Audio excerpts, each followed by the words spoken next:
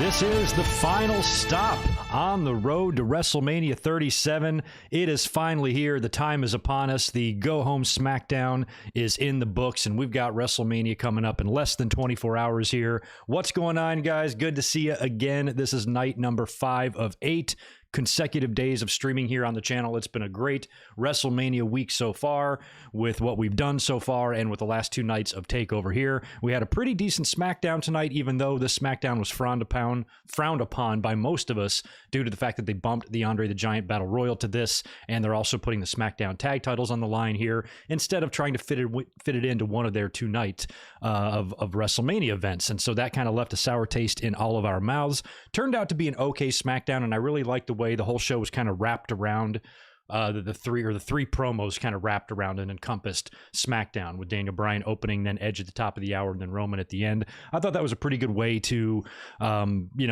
finish off the final build for WrestleMania with that main event, and I think they did a good job doing what they could with that tonight. I liked all 3 promos almost like equally well.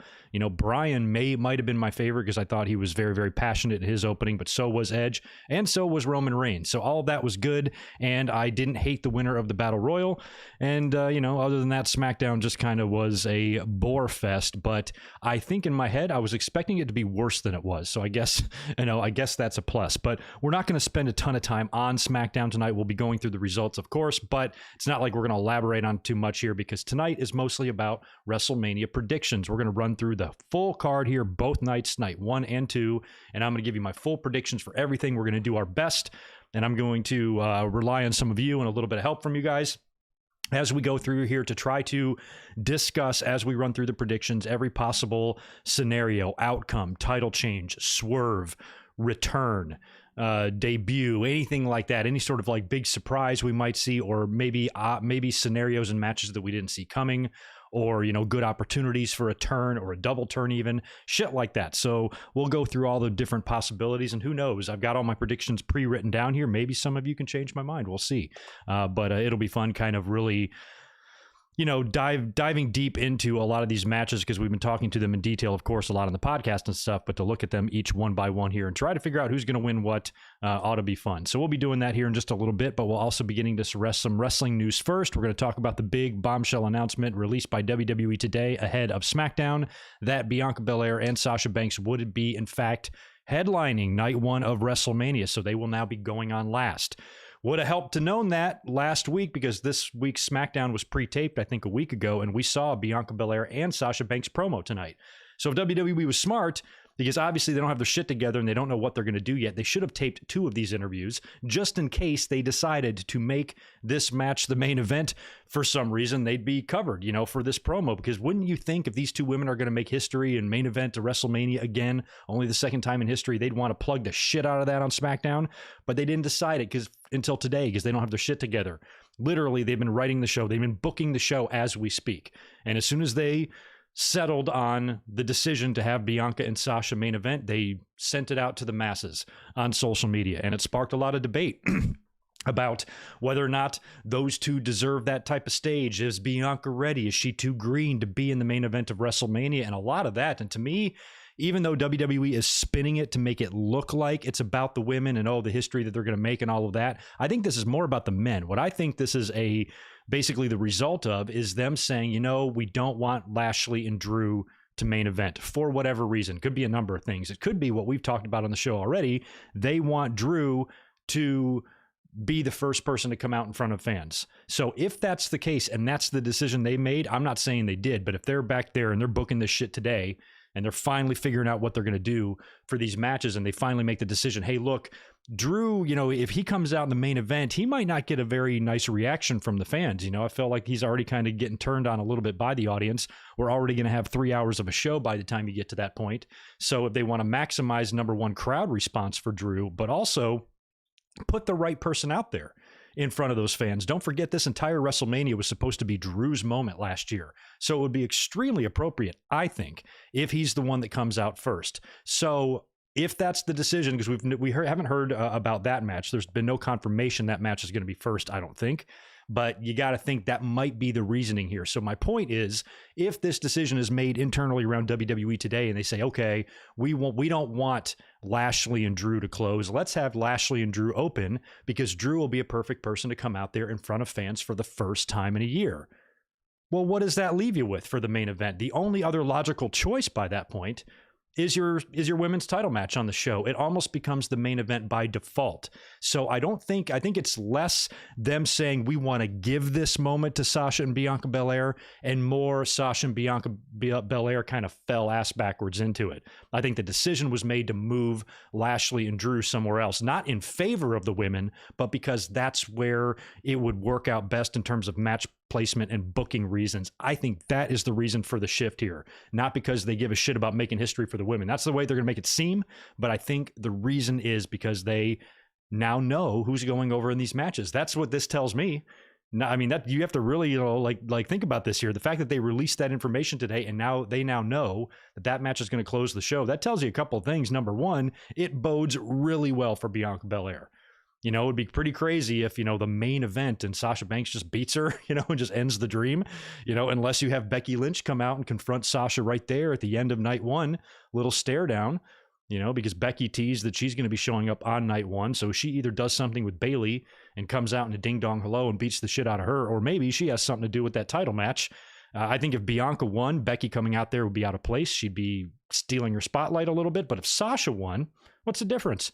Have Becky come out, I'm on SmackDown now, I can be next to my men, and I'm here and I'm back and I want a shot at the SmackDown title, whatever. Or they can just bring her back, have her beat up somebody, and do it that way. But it opens up the door for lots of scenarios now. But one thing I think is more likely than it was before is Bianca Belair winning the title. Because if you're going to close with this, I think it's more likely that Bianca's going to win than not. So I don't know where that leaves Drew and Bob and what they do. And if they don't in fact open the show, then that's going to be interesting, because then I'm curious who will open the show. Because one thing that I've talked about and expressed concern over is that I would just really be turned off and grossed out if Hogan is the guy that comes out for that first pop. That is just inappropriate. So I don't want it to be him. I don't want to see his fucking face on there until we at least get a match or so under our belt, and then he can come out there with the "let me tell you something, brothers."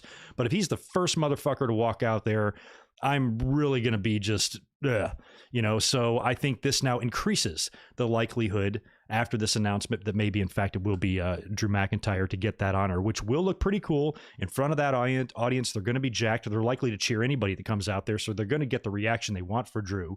And when he does that sword thing and the pyro and shit, that could be awesome. So I kind of hope this announcement is, going to lead to the fact that we're going to have the world title open up night one of WrestleMania. I'd be cool with that. But we'll dive deeper into that as we go through here and all that good stuff. I do want to go over here to the chat, and I want to turn my other monitor off. Excuse me. Because when I let it sit too long, it turns blue, and then it's going to be blue on my face. So anyway, also, I didn't do a sound check. Y'all can hear me, right? Yeah, we're looking good. All right. Anyway, I want to offer a special thank you and cheers to those of you, by the way, we're drinking a Broken Skull IPA tonight, to those of you who have been with me every night this week so far. It's been a fun week. We even made the best of the Hall of Fame. Monday Night Raw was what it was, but the last two nights of TakeOver were fucking sweet, and we had a great time reviewing those shows. So if you guys were here hanging out for all of those nights, I appreciate you. Cheers to you for your loyalty. And I know you got a lot of options on YouTube right now. Look at our audience here. We're not very high yet. So the fact that you're here and you're with us is pretty awesome. Thank you for being here. I appreciate it. Happy WrestleMania week. Tomorrow is the day. Speaking of tomorrow, before I get into these super chats, we're doing a live reaction in case you didn't know. So I will be going live at 5 p.m. Pacific, and I guess 8 p.m. on the East Coast. As soon as the main card starts, I won't be up here for the kickoff or the pre-show or anything like that. It'll be main card stuff. I'll probably be up here like 15 minutes before. I'll try to do that so we can kind of shoot the shit and gather ourselves and make sure everything's working properly. So I'll be up here a few minutes before the show, but not too much earlier than that. So just keep a lookout for that. That should be fun. We'll be doing a live reaction and watch along tomorrow. And then on Sunday after night 2, I'll be up here after the show with a review. So watch along tomorrow, review Sunday. Just keep that in mind. It's been a fun ass week, and I'm looking forward to the watch along tomorrow. That should be fun. And it's not going to be a terribly long show. It's probably only going to be 3 hours ish. So likely we'll hang out after the show tomorrow. After it's over, I'll stay up here. We'll review it. We'll talk a little bit about it, but I won't be able to kind of gather my thoughts until overnight. And also I'll do the full review the next night, but we will definitely stay up and at least recap what we saw, discuss, and even throw out options and possibilities for the next day's night too. So tomorrow will be a fun, long stream. So be here and bring alcohol because we are going to need it. Good for you, Opposite Day. Glad you've been here with us. What am I sipping for Mania tomorrow? Probably this. I'll probably stick with the Broken Skull IPAs, and I've also got some lighter beer. I got some Stellas in my fridge. No liquor. Just gonna keep it to beer because it could very well be up here for anywhere from 3 to 5 hours tomorrow. So we'll see. Hey, Ronnie, good to see you, man. What's up? I saw you in between those green ones there. Good to see you, buddy. Let me scroll up to the top and just knock out a couple of super chats and say hello to those of you who were here, like Opposite Day and Michael Cuomo and Ryan and James and Eric and Melissa and JJ Legg and Reese Jones. Yeah, we've been talking a lot about the Drew Lashley stuff. Deshaun is here as well. Awesome. Martin Can, Stone Cold Sex Machine. That makes 2 of us. Cam Zakan, Nathan Hansen, MJ, Big J, Ronnie Matthews, Reese, Ryan, How Wheezy's here, Fitness Night, and George Morris with $5. Thanks, dude. Greg, what's up? WWE on Peacock is unwatchable. Old Raws from Attitude Era are up and butchered horribly. Can't watch music matches, segments blurred. Oh, God, I can only imagine. Now, I was watching an episode of Raw just the other night, and the oddities were out there, and I'm like, damn, this is a terrible dubbed over theme from the ICP version. But I think a lot of these edits took place way back in the WWE network. They're just being carried over into Peacock, and then Peacock is adding even more edits. So, some of it was already there, and then some of it is even worse. But yeah, so far, Peacock ain't getting good grades from everybody. But good to see you in here, George. Appreciate it. Nathan Hansen, thanks for the $2 from you. It's going to rain Sunday, unfortunately. Oh, shit. Is that what the forecast is calling for? Yikes. We talked about the rain possibility. I've been nervous about rain ever since. The most nervous I got was WrestleMania 29. I just could not believe they were going to go to an outdoor stadium that far north that time of the year. I thought it was going to be too cold. I thought it could rain and sleet and just have horrible, nasty weather, but they survived and dodged a bullet. And all the times they've been in Florida, in the rainiest state in the country, they've dodged rain as well. Sooner or later, it's going to happen. Maybe it happens on Sunday. That would suck, but we'll see. In a weird way, you want to see a rainy WrestleMania. I don't. Maybe if we hadn't just come off a pandemic or something, but based on everything that's been going on, I think we need that fun atmosphere and shit. So I don't want to see fans getting rained on and in ponchos and shit.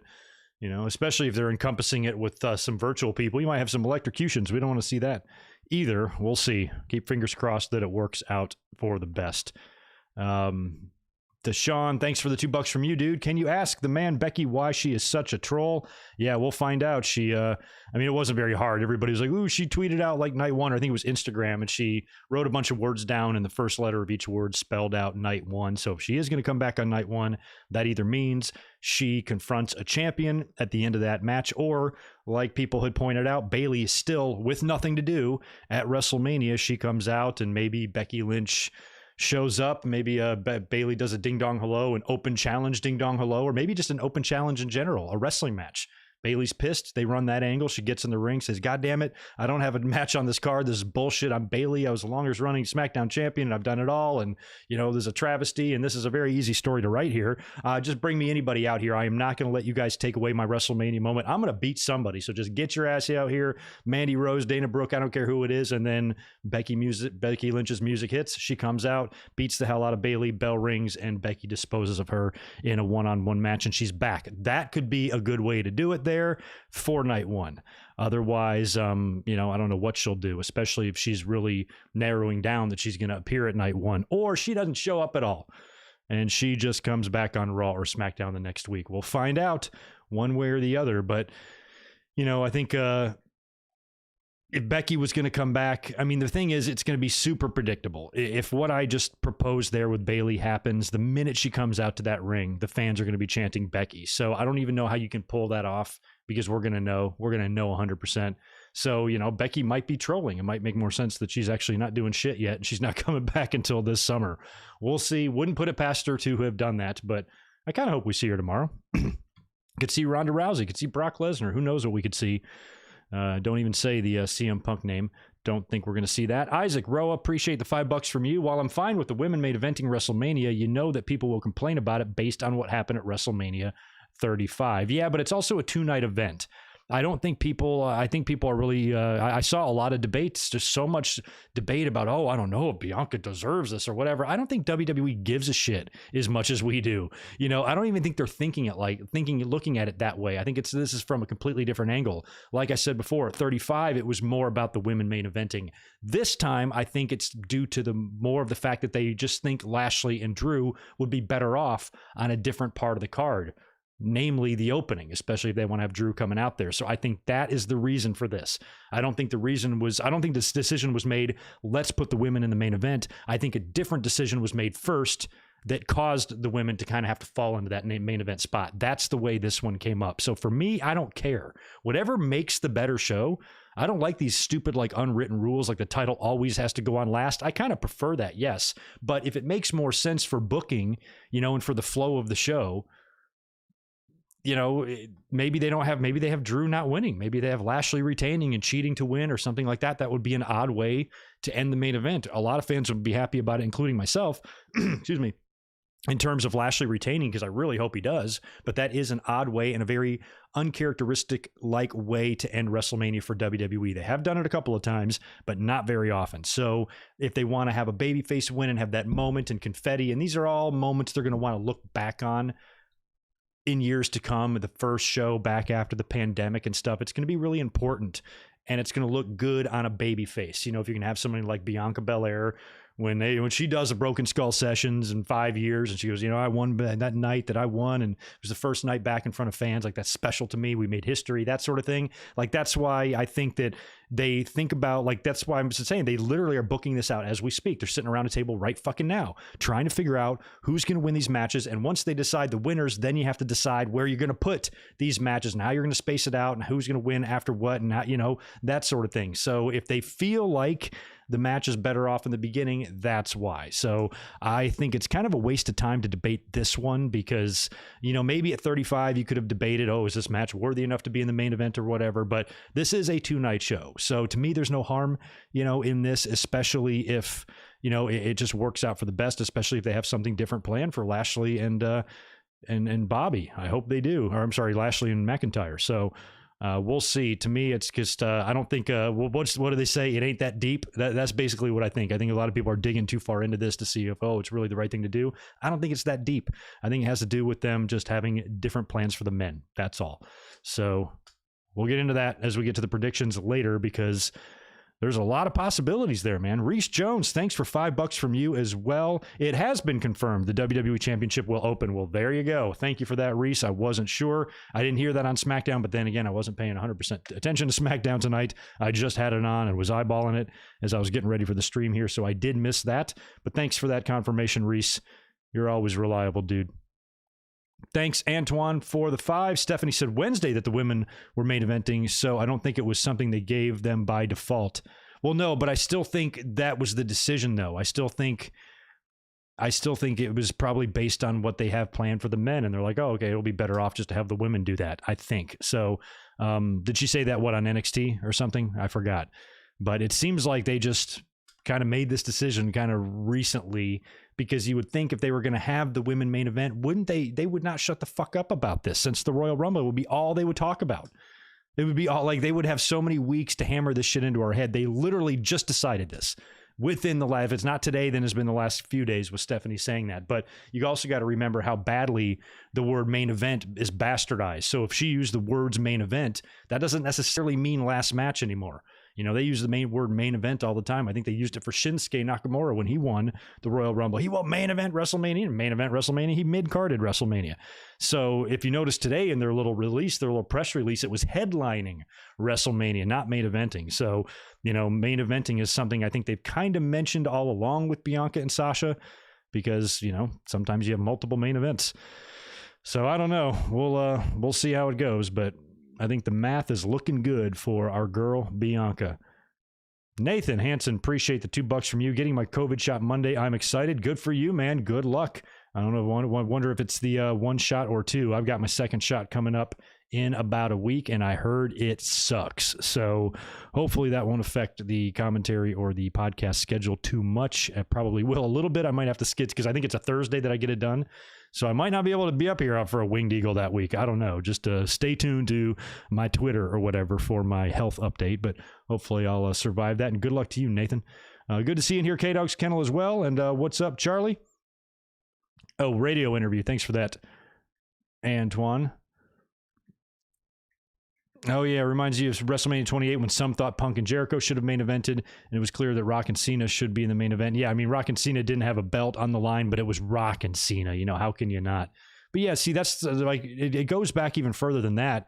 You know, WrestleMania 8 and even around 92, they even stopped putting the world title matches in the main event. They did it a couple times that year. WrestleMania 8 didn't have the world title match in the main event, and neither did SummerSlam.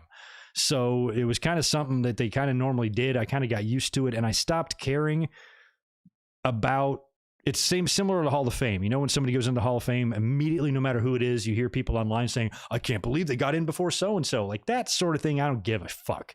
You know, I think the Hall of Fame is nonsense. It's ludicrous. It's fake bullshit. They just sit around a table, toss around names. There's no rhyme or reason or math to it. They just do it. And I don't think they think about who's gone in before who. You know, that's not even something that probably crosses their mind. So I try not to worry about shit like that. And same goes with stuff like this.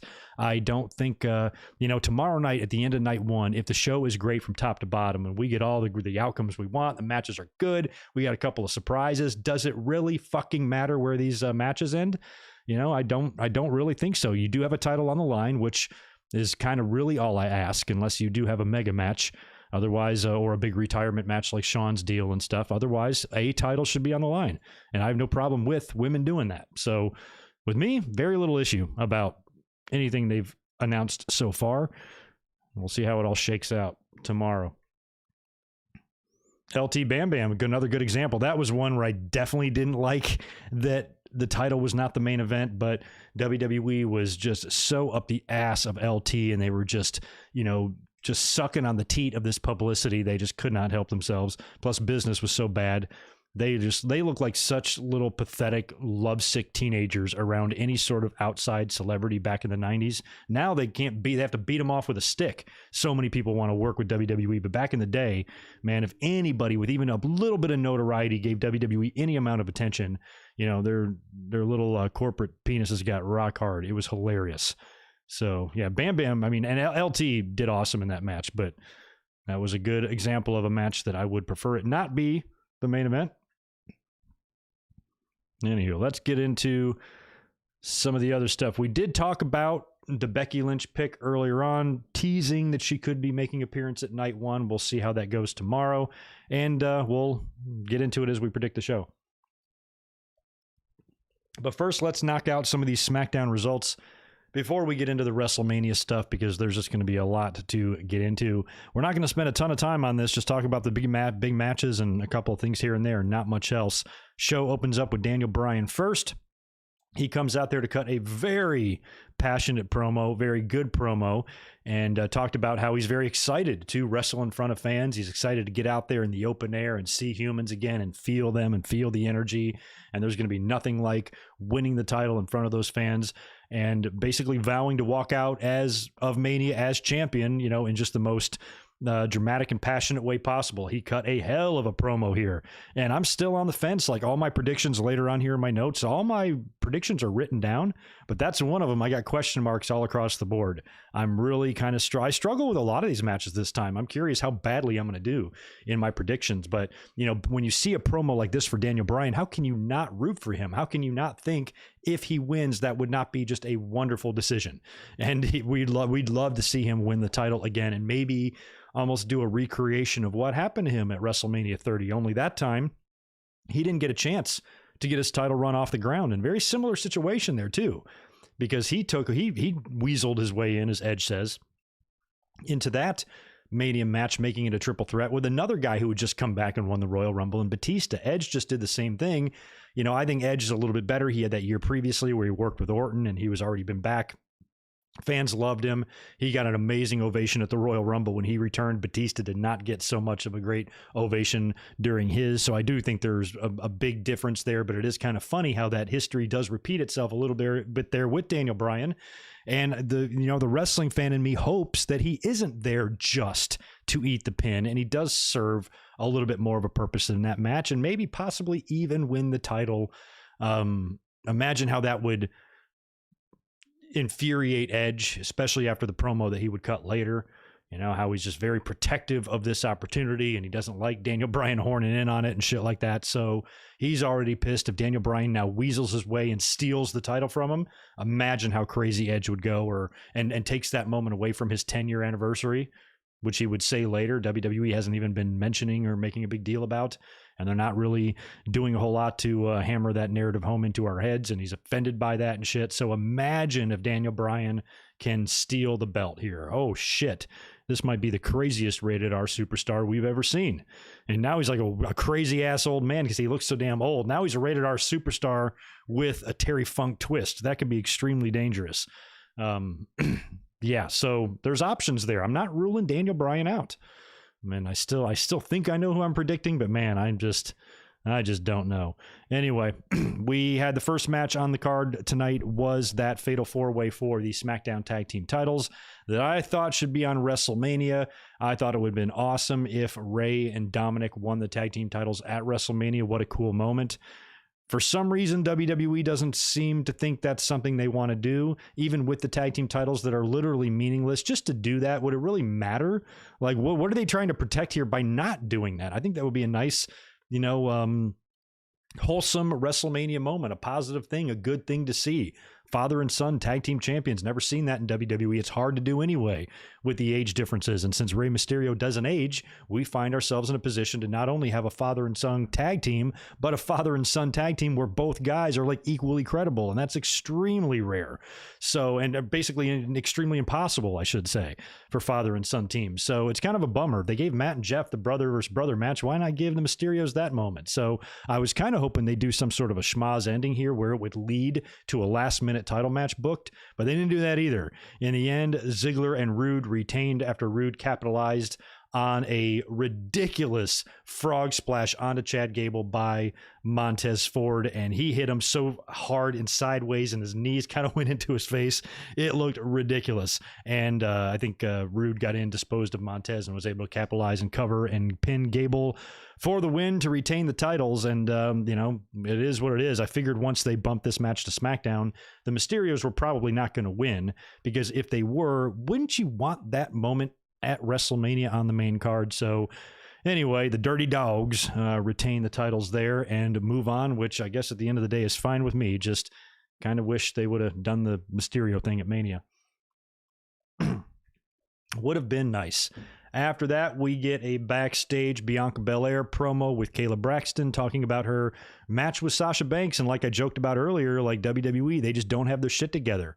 They didn't know the women, or they hadn't decided that the women were going to main event last week when this was taped, because if they did, they would have been talking about it. Corey and Michael Cole would have been talking about it. They wouldn't have shut the fuck up about it if they knew this ahead of time. So it's kind of funny that she's talking about her match and they're making no mention of this. So WWE should have thought about this a week ago. They're usually good at shit like this. Film 2 interviews. You don't want to hurt her feelings by making her film an interview and saying you're in a main event and then you don't. Well, that's just life. That's just the that's a casualty of taped television. You have to, you know, plan for that. But I think they should have at least done that, so they could have had an option to splice in that instead. But she basically just talked about her match, and she's the EST and blah, blah, blah. She's going to win. So that's all she said there. After that, we get a Big E promo. He's kind of walking around the city of Tampa, and Raymond James Stadium has a little bit of history with that stadium, because I do think he said he played his high school all-star game or something like that there. Again, very passionate promos from him, vowing to just destroy Apollo Crews tooth and nail at WrestleMania. Good stuff from Big E. Still really like him. I kind of... Yeah, I'll talk about it here in a minute when we do the predictions, but I'm torn. I want to see him continue to roll and just have a good dominant Intercontinental title run, and just see if he can, you know, just really really break out. But then again, do you beat this brand new developed heel in his very own match? What does he do after that? If you do that, I almost think that maybe Apollo should win the title and Big E wins it back later, or maybe Big E doesn't win the Intercontinental title back.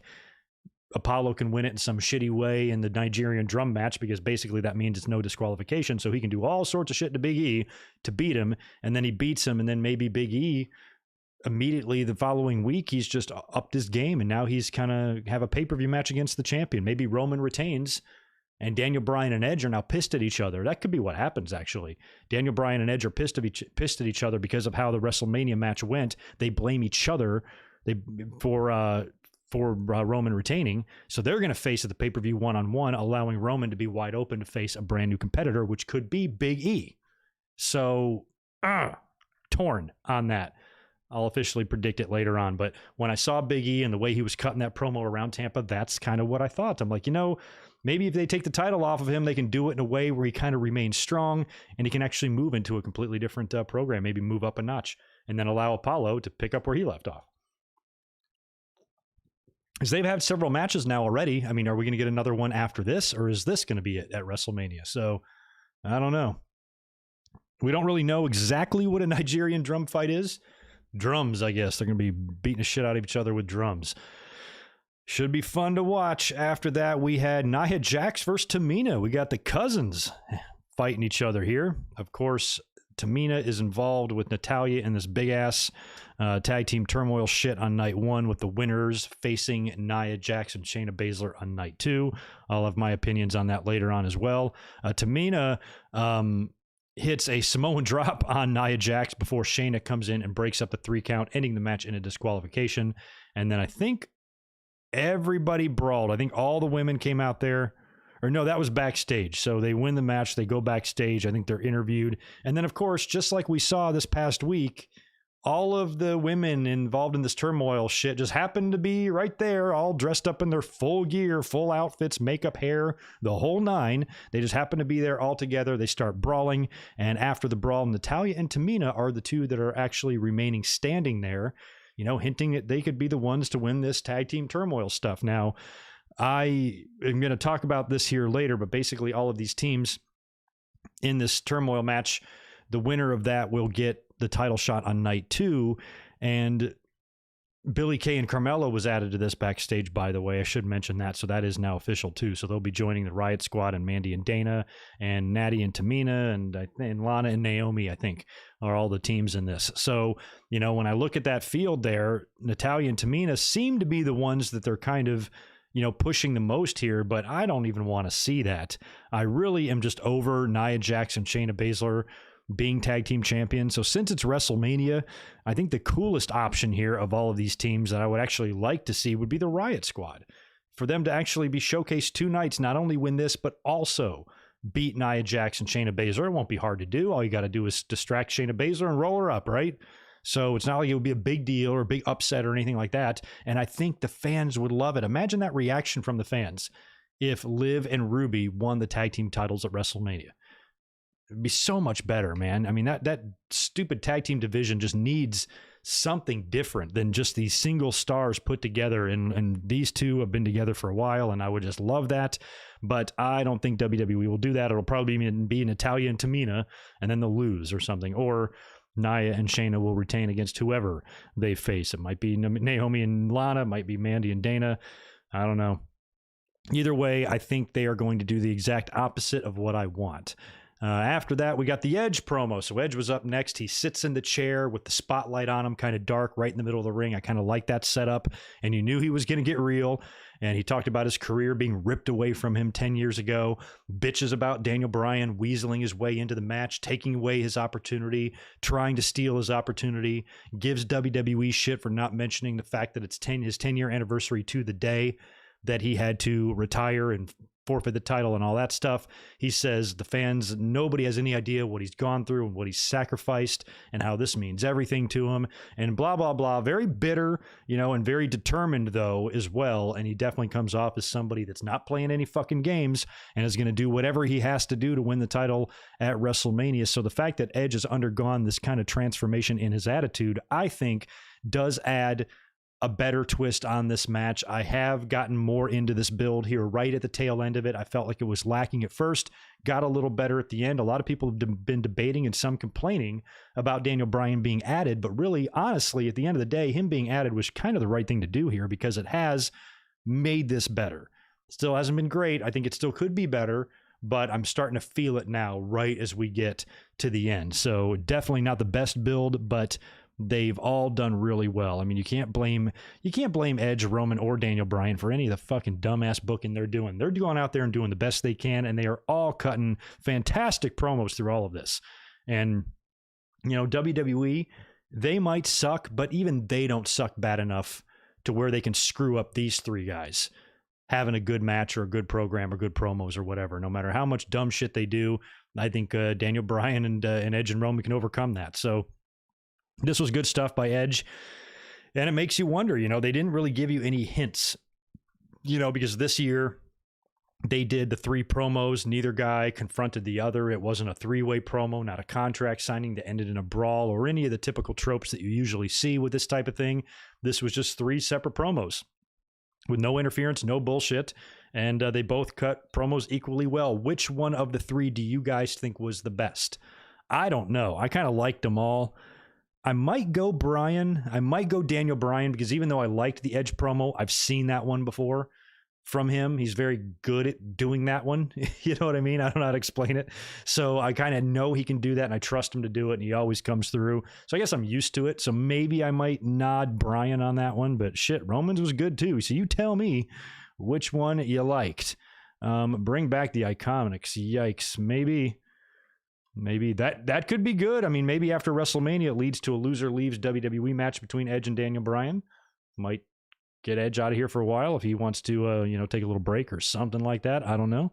But anyway, we'll be talking about that here in a second. We still got to predict this entire card, and we're still on SmackDown here. After that, we get a video of Sami Zayn going to Jake and Logan Paul's gym where they're boxing, and Sami's very excited to see them. He goes, oh, my shit's in my car. Why don't I put it on, and we'll spar. We'll all spar together. And he goes out to his car, and he gets locked out, and they won't let him back in. And then he shows up at the announce booth, pissed off because they played the video and he said it's just typical biased media. You played select clips. It was just a misunderstanding. You didn't play the video of afterwards and we were having lunch together or breakfast together or whatever. So he's still insisting that there's a conspiracy here. Pretty funny. He gets attacked by Kevin Owens. Owens shows up, blindsides him, beats the hell out of Sami Zayn, and that match is going to be fun. Even though Logan Paul is involved in that, I still think it's going to be a fun match, and I think it would be so funny if Logan Paul pulled like a Mike Tyson at WrestleMania 14, how he turned on DX and countered the 3 and helped Austin. What if Logan Paul kind of turns on Sami Zayn, helps Kevin Owens win, and then as he's getting in the ring to celebrate with Kevin Owens, Owens hits him with a stunner and then puts him through a table like he did to fucking Machine Gun Carly or whatever his name is. So that would be awesome. Imagine the pop of this YouTube prick being thrown through some lumber. I'd love that shit. So, and it would be so perfect for Kevin Owens, a nice tribute to Austin, especially, when you always think that Austin's going to high five you or hug you and then he hits you with a stunner. Owens could do that to him and you'd think he'd be all grateful for the help and the assist from Logan Paul helping him win, but then stuns him instead because Owens is cool and he's cool with the internet fans and he knows most of us don't like this guy. So stun him, put him through a table, make us all happy. So if they do that, I'll be pretty much okay with Logan Paul's involvement at WrestleMania. After that, the main event on the show, at least in the for wrestling, is the Andre the Giant Battle Royal. This was good. I was watching it. I didn't read any spoilers, so I had no idea who was going to win. I kind of thought it might have been T-Bar because earlier on in the day, he tweeted out, "I will win the Andre the Giant Battle Royal." I'm like, well, if anybody knows it's him, he was there. This was taped a week ago, but he didn't. He got eliminated, and literally 1 second later, he tweeted out, "Damn it," which was funny. So he should have ran back in as Dijakovic and won the whole damn thing. So I was actually kind of hoping it would be him because Retribution, why are they even still having this ridiculous name and wearing these ridiculous outfits and shit? He should just be Dominic Dijakovic or just go off on his own. And I think winning this here would have been a good idea. The final four wasn't bad. There was only one out of the four I didn't want to see win. I think the final four was Shinsuke Nakamura, Jey Uso, Ricochet, and Baron Corbin. So I didn't want to see Corbin win, although it would be pretty hilarious if he was a two-time winner of this thing. I don't think anybody's won it twice, or have they? I don't think. So he'd be an obnoxious douche about that. Two-time Battle Royal winner, King of the Ring. The dude seems to win everything except belts. You never notice that? He doesn't win any titles. He wins all the prizes. He'd probably win a fucking toaster at some match next time on Raw or whatever. So I was worried it would be him. Luckily, he got eliminated. Final two turns out to be Jey Uso and Shinsuke Nakamura. And at first, I wanted to see Shinsuke Nakamura win because I got to thinking in my head, and you guys have to help me here, have we seen a winner of the battle of Andre the Giant Battle Royal winner and a Royal Rumble winner? Has anyone done both? I think Shinsuke would have been the first one because I don't think Big Show ever won a Royal Rumble, did he? I know he won, and Cesaro and fucking who else won? And Matt Hardy or Bray Wyatt or shit. I don't know. I don't even know the Rumble winners at this point. Mojo Rawley won it that one time. So I think he would have been the first, but it made more sense as they continued to battle. I immediately started thinking about the last 6 to 8 months of Jey Uso's career and how well he's performed and how well he did. And even though this match is fallen so far in terms of its significance and what it means, the Andre Battle Royal means absolute dick now. It is still a nice feather in the cap of Jey Uso, and he definitely earns it. He definitely deserves it. And like I said, I would have preferred this to be on the main card. So anyway, he does wind up eliminating Shinsuke Nakamura. Uso is your winner there.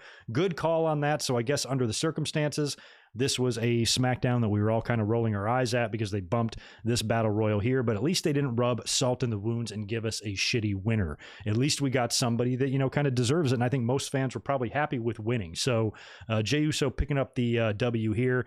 I'm happy with. Good job for him, and I'm sure we will see him at WrestleMania as well. He's going to have a lot to do and a lot to say, I would imagine. But anyway, after he wins, Roman Reigns immediately comes out, which makes sense, that he would be right out there because we knew we were going to hear from him. And of course, his cousin just won the Battle Royal. So he comes out to acknowledge Uso and kind of give him a little props for that, and cuts a promo of his own and basically touts himself and talks about how he's the man who changed the ratings for SmackDown because they are higher than Raw, I think, on most nights. It's not Fox that does it. It's Roman.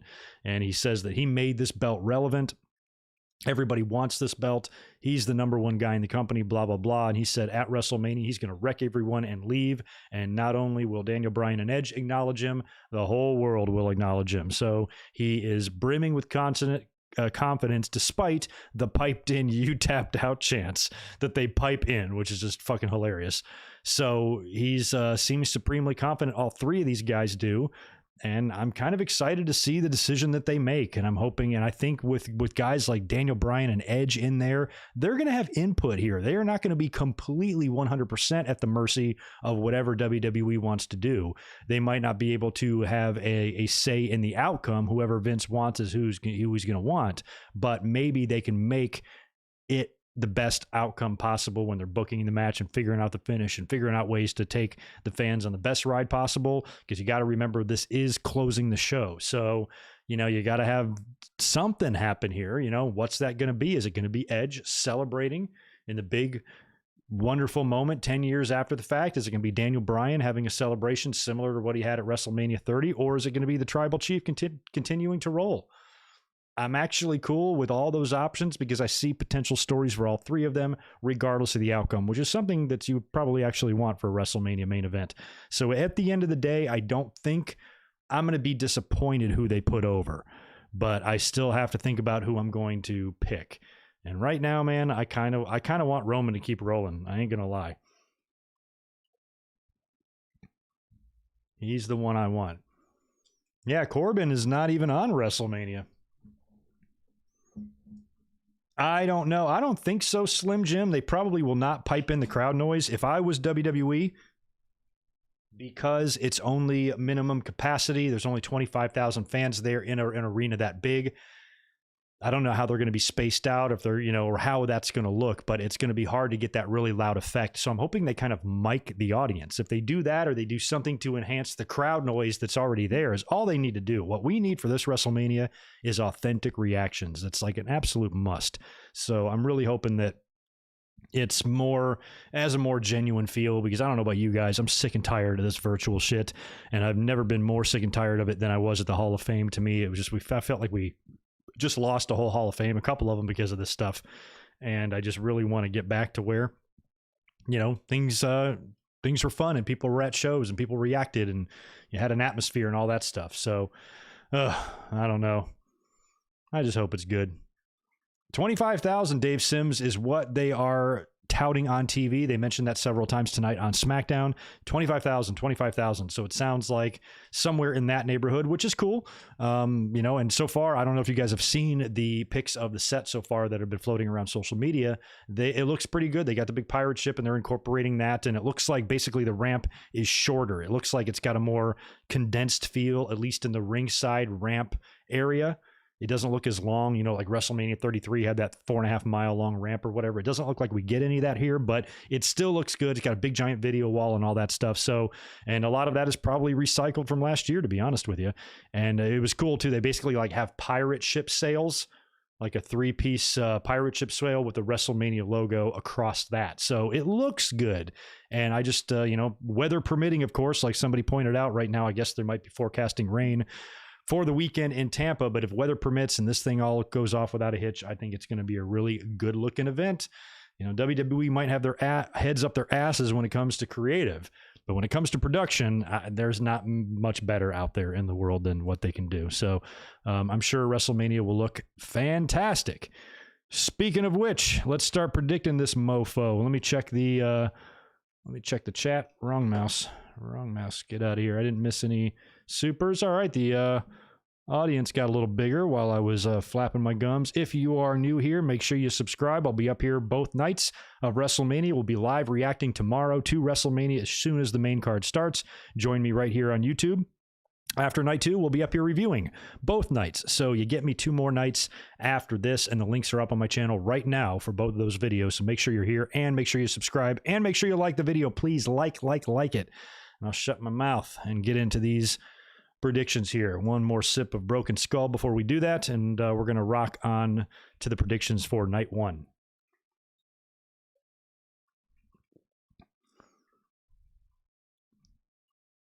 Hello to everybody that has been saying hello to me in the chat. If I missed your hello, I am sorry. I want Bianca to win because I want to sing and I'd like to tell you a story. Just sit right there. I'll tell you how the new SmackDown champion is Bianca Belair. Wouldn't that be cool? We should make a Fresh Prince song for her. I'm rooting for her. I think it's looking good for her, man. Being in the main event. Her having that match go on last and then have Sasha just beat her. I don't know, man. Doesn't feel like that's the direction. Thank you for that, Ben. Jason's good people, good company. Good to see you in here as well, Christy and Wesley. All right, let's get into WrestleMania now, because we have a lot of matches. It looks like we have 14 total matches, 7 on each night. Hopefully I'm not missing any here. If I am, please say, Greg, you're an idiot in the chat and let me know what I'm missing, but I think I've got them all. And we're going to start this off with night 1. So here are the matches they have announced for night 1, barring any last-minute changes, which, to be honest with you, I wouldn't put it past them. I'm still cracking up about the Royal Rumble, how they had pre-announced. Remember when they said they were going to announce numbers 1, 2, and 30 or whatever, and everybody was pissed about it, and they announced those numbers, and they announced Edge as number 2, and then at the Royal Rumble, he came out number 1 with no explanation. So they might bump something here, because when you look at these the match placement here for which matches are on which night, I do find it weird that the US and IC are on the same night. I kind of feel like those should be spread out. So they might bump Riddle and Sheamus to night one. Who knows? But anyway, we're going to go by what was on at WWE.com at 3 o'clock this afternoon. That's when I wrote it down. So that's what we're going by. So you guys feel free to correct in the chat if I sound stupid. Let's start night one. I just there's no order to these. I just kind of wrote them all down as I was reading them. So the first one I have written down is the Raw Tag Team Title match. The New Day defending against AJ Styles and Omos. This is going to be Omos's first match in the WWE. It's coming at WrestleMania in a tag team title match with a Hall of Fame partner and 2 Hall of Fame guys on the other side. I think if the point here is to showcase Omos and what he can do, he is with 3 guys that are going to make him look incredible. So I think if it's about him and it's about making him known, then all the way AJ Styles and Omos, I can't see any scenario where New Day hangs on to these titles. And if they did, why would they? Why would you have Omos in this and then he loses or whatever? Unless they want to break up AJ and Omos right away and they pull a WrestleMania 6 Colossal Connection type of deal where AJ slaps Omos like Bobby Heenan slapped Andre and he fucking got pissed. Otherwise, I'm putting the belts on AJ and Omos here, and I'm letting AJ take this gigantic guy under his wing. It's going to look weird for AJ trying to walk around with this guy under his wing, but I think pairing them together could be good. And, I just think that that's what we're going to see. So I think it's going to be AJ and Omos all the way there. So those will be your new Raw Tag Team Champions. We have Braun Strowman taking on Shane McMahon in a cage match. Now, we've talked a lot about this. We've been shitting all over this angle ever since it started. I've hated it. Y'all have hated it. Nobody says anything good about it. It's fucking stupid. It's dumber than what they're accusing Braun Strowman of being. It makes no sense because, it's so childish. You know how we talked about how WWE really lacks that kind of cool factor? I mean, this is such a perfect example of that. You're sliming motherfuckers on TV and just talking and bullying them and calling them stupid and dumb. I'm like, this is 5th grade fucking shit here, especially in previous years when Braun Strowman used to be a member of the Wyatt family. This guy has eaten, ambulance sandwiches with his teeth. I mean, this dude is gnarly. And all of a sudden now he's in this 5th grade schoolyard bully shit with Shane McMahon. It's dumb. And that's why I think it feels like to me, WWE just has this idea of some sort of moment they want to have at WrestleMania, and they're working back from that, but they're not giving a crap about what the build is. They don't give a shit about how bad it looks. They just want to get to it type of thing. So it's so, I don't want to say perplexing, but it's so dumb to have this match. And then the cage match stipulation is something that's even stranger. Like, why that? We were all under the assumption that Shane was going to dive off of something. So you'd think this match would be some sort of falls count anywhere type of deal. Unless they're trying to make us think that it's going to all take place there. And then Shane escapes the cage and runs up to the pirate ship and falls off or something. It feels like he's going to get murdered here by Braun Strowman. That's what everybody's expecting. But if he does, how does he do that? What are the rules these days? Help me out, Barry, or somebody help me out with the cage matches these days.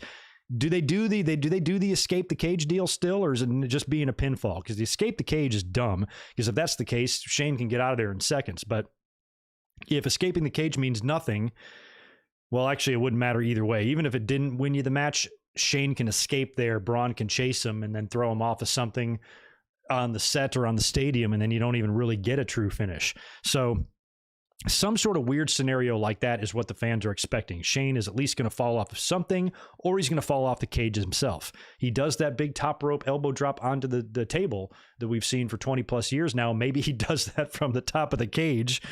Oh my God, Shane, you might fucking die. If he does that, that's going to be ridiculous. That might even top what his dad did at St. Valentine's Day Massacre. If Shane drops a fucking Macho Man elbow off of the top of that cage, or that's what everybody's kind of expecting. And I had this one idea that I thought of. Shane was doing that Raw Underground shit, back then. And that one guy, I had to look up his name because I couldn't remember his name. I'm like, who was the Raw Underground guy? It was Dabba-Kato. So if you are, how like they're kind of showcasing and unveiling Omos to the world here, what if Shane McMahon has got some trick up his sleeve? What if this whole thing was done in order to basically trap or trick Braun Strowman. This whole thing is a ruse for Shane to unleash this new monster. Maybe this Dabba-Kato comes back, and in the match, he comes up through the ring or something like that, or he comes through and rips some of the fence off like Kane did at the Hell in the Cell, and he debuts and he puts down Braun Strowman, because there's no DQs in a cage match, right? And he puts down Strowman, beats the hell out of him, and just allows Shane to cover him for the 1, 2, 3, and then Shane celebrates with his new big, debuting guy that debuts and humiliates and pummels and manhandles Braun Strowman, much like Giant Gonzalez did to the Undertaker at the Royal Rumble that year.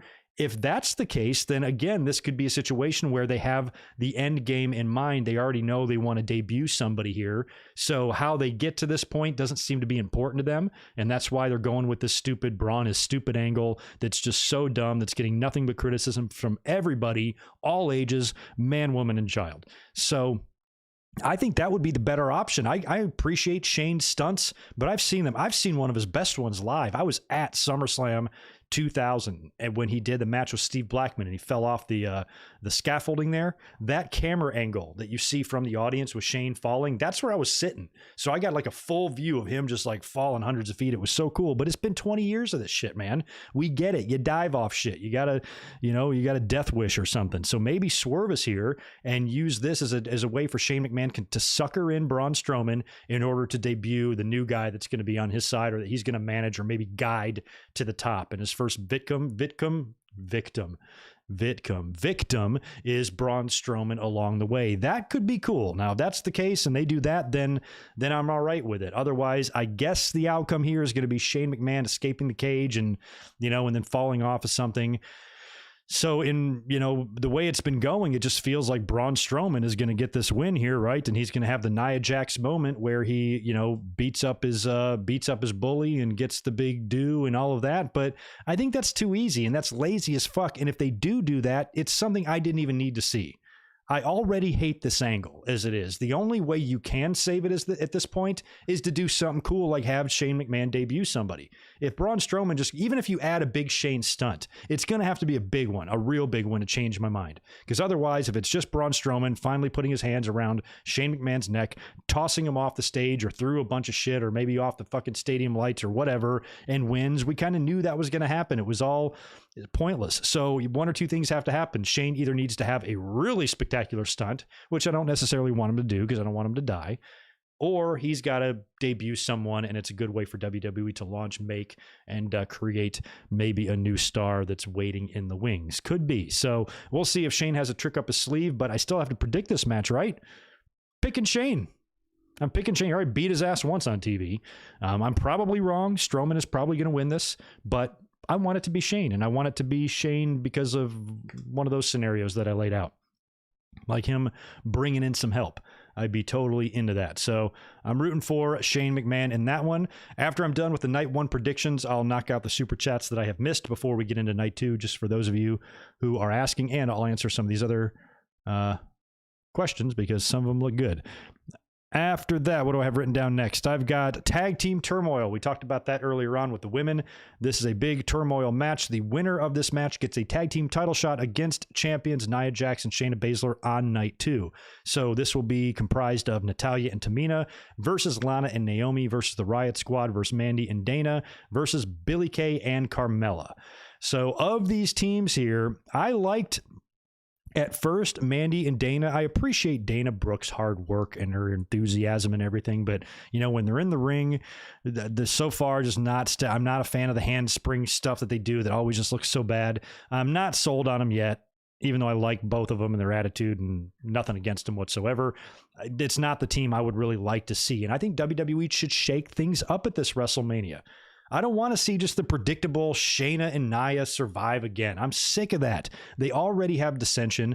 Shayna Baszler gets caught every single fucking week on TV getting rolled up and pinned by somebody. It's not out of the realm of possibility that she can lose the title or she could lose a match here. And everybody just loves and adores Ruby Riott and Liv Morgan. They've worked hard. They're the longest running team of all these women here. They've been together the longest. They've been shit on before.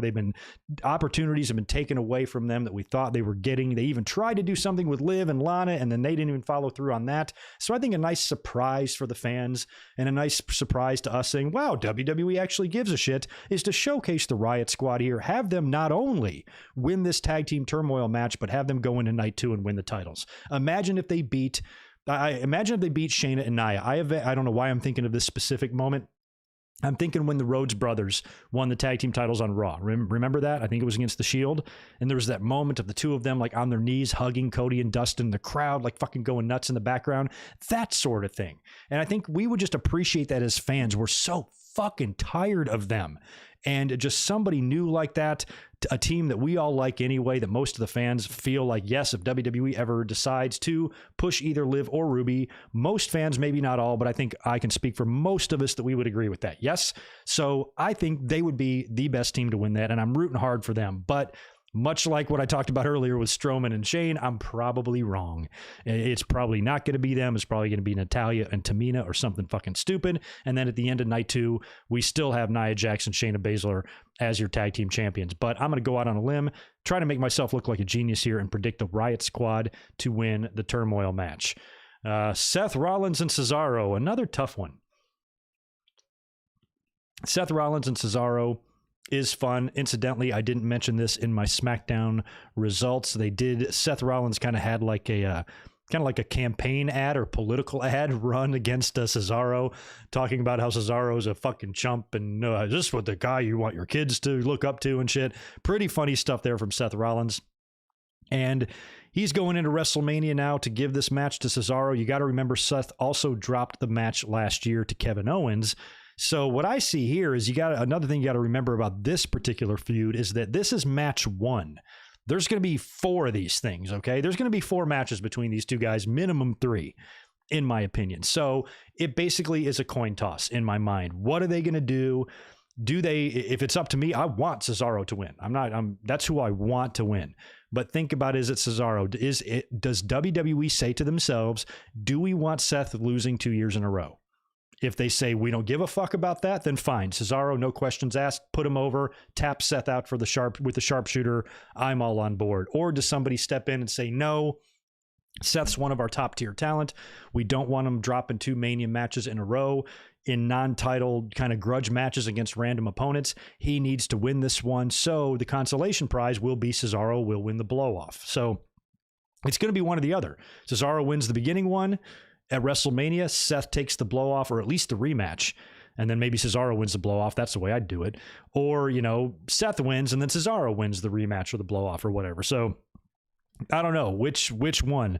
I think in this particular instance, I'm going to go with my heart. I mean, I think Seth Rollins is going to cheat and hit Cesaro with a stomp and beat him, and then Cesaro is going to want a rematch. But I think it benefits. I think Seth can afford the loss, even with him losing last year. Who cares? He's Seth Rollins. He'll be fine. There's been plenty of Hall of Famers that have lost plenty more than 3 matches in a row at WrestleMania. So I don't really think that factors in that much, but he was already in a similar match last year. The issue he had with Owens is very similar to this one. It was just a feud they came up with to give both guys something to do. That's really what this is. So if you're looking at how you can get the best mileage out of this or who will benefit the most, to me, all arrows point to Cesaro. Much better for him to win this one here than to win the next one. So I say he wins at WrestleMania, gets that WrestleMania victory. They'll do a rematch, which I guess Money in the Bank will be the next pay-per-view. They'll either be in the Money in the Bank match together or, whatever rematch they have. Could even be on TV. Rollins will win the rematch. So that's what I'm hoping for here. I'm going to predict this match with my heart, even though I ain't sold on it. But yeah, I am going to predict Cesaro to beat Seth Rollins. And hell, maybe Seth Rollins wins Money in the Bank. It is, just in a few days, next week, we're going to have to start talking about Money in the Bank contenders. Here's an odd one. What about fucking Edge? I mean, what if he gets screwed over at WrestleMania? He's just fucking infuriated and it would do a thing like Brock did, where he just kind of came in at the end. Or do something that Edge himself has done himself in the past, take advantage of somebody, knock them out, take their place in the match, win the Money in the Bank. And he can say, and he can point to, you guys screwed me at WrestleMania. He can pull the Bret Hart thing. Everybody's against me. You guys screwed me. I try to come back and, you put every obstacle in front of my way. And Daniel Bryan tries to steal my thunder at WrestleMania. And now I'm going to have to, be the ultimate opportunist. He's got the briefcase now and he can just cash in whenever he wants as a heel, as a little throwback to what he did, how he was the first person ever to cash in that briefcase. I'd be perfectly cool with that. But you could also think about guys like Rollins again, like Cesaro, or maybe somebody brand new. Who knows? But we're going to have to talk about that starting next week about, okay, who's going to win the fucking Money in the Bank? What's y'all's pick? Make your wagers down below. What do I got next on my list for night one? Damian Priest and Bad Bunny taking on The Miz and Morrison. Come on, what is there to say about this? On Monday, they fucked up his car with the paint. Do the math. Even without that, Damian Priest and Bad Bunny are going to win. Bad Bunny apparently has been working his nuts off at the Performance Center. He's taken it seriously, all of the talent, and most of the fans now have even acknowledged the fact that he is putting in the work here. And when it comes to celebrities, in terms of people who care, he's one of the best. Still yet to be seen how he does in the match, because he does have big shoes to fill. WWE, I mean, to their credit, to a lot of celebrities' credit who have gotten in the ring, they've come through. We talked about Lawrence Taylor earlier on. You know, he had a good match. We had the Floyd Mayweather a few years back with Big Show that was good. Stephen Amell in AEW was pretty decent. I know there's other examples. So I know when celebrities get in the ring, it can be kind of good.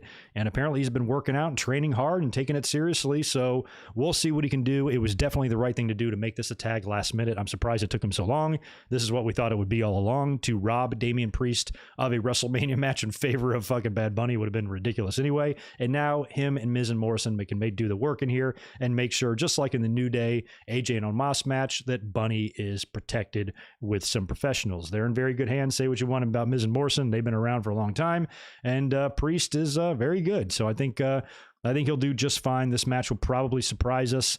And of course, Damian Priest, Bad Bunny. I've never been certain about anything more in my life than I am about the outcome of that match. It absolutely will be them to win that.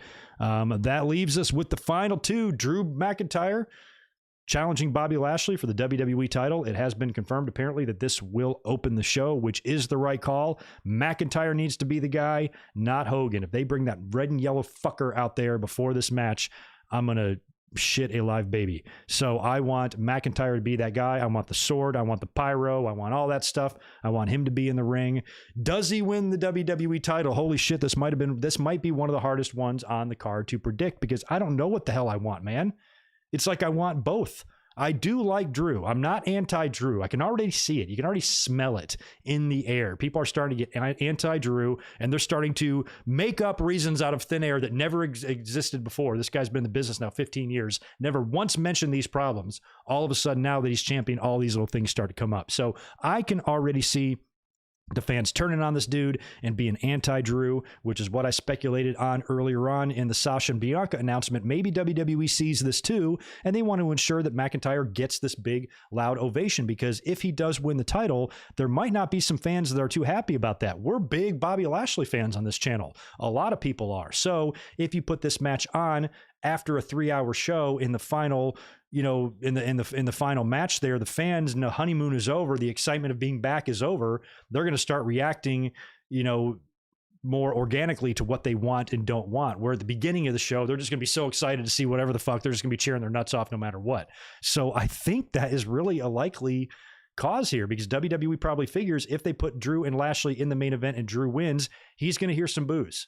Bobby Lashley is loved. As much as of an asshole he is on TV and as pissed off as we all are that they broke up the Hurt Business, we do like Lashley. We stan Lashley. Is that what the kids say? So there would be people, including myself, that would be bummed if Bobby Lashley loses the title. But if you open with this and the energy and the emotion and the magic of being back in business and in front of an audience for the first time in a year, you know, kind of a cathartic type of, you know, feeling for all of us to go through together. Maybe who wins and who should win or who we want to win, that stuff momentarily takes a back seat just to the overwhelming joy of just, wow, wrestling is back and it's WrestleMania and it's been a long time kind of thing. So that is what I think the main motivation is for WWE moving that shit around and putting Bianca and Sasha on last. It has to do with this match. So because of the placement of it, I got to go Drew now. I think I had to go Drew either way on this, but I don't know. Just like, how are you going to have him come out there and, and give him this match. It was like Seth at 35 coming out, winning, getting that out of the way, giving him the big moment. And I think that decision might have been kind of similar, even with Seth Rollins beating Brock. Seth was still over at that time, but maybe WWE felt that was the best option for them to get the most out of that reaction. It was for him to open and come out and do that first. So McIntyre, if they're worried about people booing, Lashley losing, that will be minimized here by it going on the first match. So I'm picking Drew in this. I don't want to. I suggested a double turn. I would still like to see that, but Riddle and Sheamus are on night 2. I'm just not feeling it now, but I talked about how McIntyre and Sheamus kind of had their feud. I feel like they could come back together now with some mutual respect. And since Lashley is kind of over with the majority of the audience anyway, double turn would be perfect. Fans seem to be chomping at the bit to boo Drew, so let him. Let him turn heel. Let Lashley be the babyface now, and maybe McIntyre does something shitty to win the belt, and you can do something in the match and book it in a way where both guys actually turn. But now that this match is first, that does not seem like a very good possibility to me. Even though I think it's a great idea, I don't see it happening now that this match is going on first. So it pains me to say it, and I do like Drew, but I really like Lashley. Pains me to say it, but I'm predicting Drew McIntyre to win the WWE title from Bobby Lashley. There you go. Can't take it back. Drew is who I'm picking. And that leaves us, of course, with the main event. Sasha Banks defending the SmackDown Women's title against Bianca Belair. We talked a lot about this just a minute ago, and and at the beginning of the podcast about why this decision was made and blah, blah, blah, and who deserves it and who doesn't, and yada, yada. So scroll back to hear all my thoughts on that. Bottom line is we got to figure out who's going to win this match. And like I said, this bodes very well for Bianca Belair. Sasha at this point is still a babyface. You could do a heel turn here for her, winning the match, retaining the title by turning heel on Bianca Belair, but that feels like it would be more of a mid-card type of thing or occurrence to have happen here. For this match to go on last, I feel like this has got to be Bianca Belair's moment. So I think Bianca wins. I think her and Drew McIntyre, they book into this whole thing, 2 brand new champions to on each side of the show here, and that's the way it's going to go. It's going to be very reminiscent of Karrion and Raquel and NXT. So Drew and Bianca, I think, are both winning the titles here in their respective matches, and Bianca will get the nice celebration, and she'll get to twirl the hair, and she'll get to do all that. I don't know if after the match Sasha attacks her, or maybe if Becky Lynch shows up or whatever, but Becky did hint to the fact that she would be appearing on night 1, and we did talk about Bayley, so I think a likely option there is Bayley coming out and doing, either doing a ding dong hello and Becky coming out for that and then kicking her ass, or coming out there and saying, hey, this is horse shit. I don't have a match. I'm fucking Bayley, for God's sakes, what the hell? I'm a legend. I'm already Hall of Famer, and you don't book me for Mania? Give me somebody out here. I'm going to Bayley to belly some schmuck and pin them in this ring just so I can get a WrestleMania victory, and out comes Becky. That would be cool. So I still think we could see that somewhere in here. If Becky came out to confront Bianca Belair, that probably wouldn't be right, but if she did it to Sasha, it would be more all right, I suppose. But we got to factor old Baxter into this night somewhere, but she could be trolling because she made the whole damn thing so obvious, spelling out night 1 like that. It's not going to take really Sherlock Holmes to crack that code. So it could just be a troll. The fact that she was so damn obvious about it, and wrestling Twitter sometimes can be loaded with Captain Obviouses. I'm like, yeah, we get it, guys. We see. So not even sold that she'll be there. It'd be funny if she turned up on night 2. That might actually be more likely. And what about Ronda Rousey, man? Or what about Brock Lesnar? So one of them could come back too. And if either one of them does, I think that would be a night 2 deal. All right, before we get into night 2 predictions, let me scroll back over here to the chat, knock out the 1 or 2 supers that I missed, and then we'll wrap up night 2's predictions and get into that. All right, I wanted to make sure I got them all. Diet Vodka, good to see you back, man. Appreciate the $2 from you. I miss when we all loved Shane. Now he's cringe. Exactly. There was a time when Shane was awesome. Just a few years back when he came back, and what was it, like 2016? He got that crazy pop. Everybody likes Shane. It's just this is such a bad angle. It makes even the most likable people unlikable. And Shane, I've never really. you know, Shane's so awesome that even, you know, he never even really got that feeling from the fans of, oh, you know, the daddy's son taking up spots in pay-per-view matches. No, the dude works his ass off. He has good matches and he has crazy matches and shit. So he's always been able to perform. So he's always gotten a pass from me on that sort of thing. But this seems like a Shane McMahon match that is largely unnecessary unless they go with my prediction that he wins the match with help of some new debuting person like a Dabba-Kato or whoever the fuck is like that. Some big monster to take out Braun Strowman. He's going to be Shane's new protege. And this whole thing was done as a way for Shane to unveil this person to the world. That motivation would make a hell of a lot more sense than him just randomly targeting Braun Strowman, calling him stupid and making fun of him for no reason. Maybe this is the reason. Maybe calling him stupid was a way to, you know, basically goad him into this match where he can debut this person and end Strowman. So does Strowman and Shane have any history going back further than this? Is there anything like 2 or 3 years ago that we can pinpoint some interaction on TV where Shane did something wrong to Strowman, you know, and or Strowman did something wrong to Shane, I should say, and this is Shane's like big long revenge on this? You know, I talked about Gonzalez a minute ago when he debuted in the Royal Rumble. He was brought in as like revenge for what Undertaker did to Kamala, you know. So maybe Strowman did something that I forget about on TV, and this whole thing turns out to be a revenge scheme, which would make a lot of this shit make a lot more sense if all of this showing his fake report card and calling him dumb was just a way to get him into this match.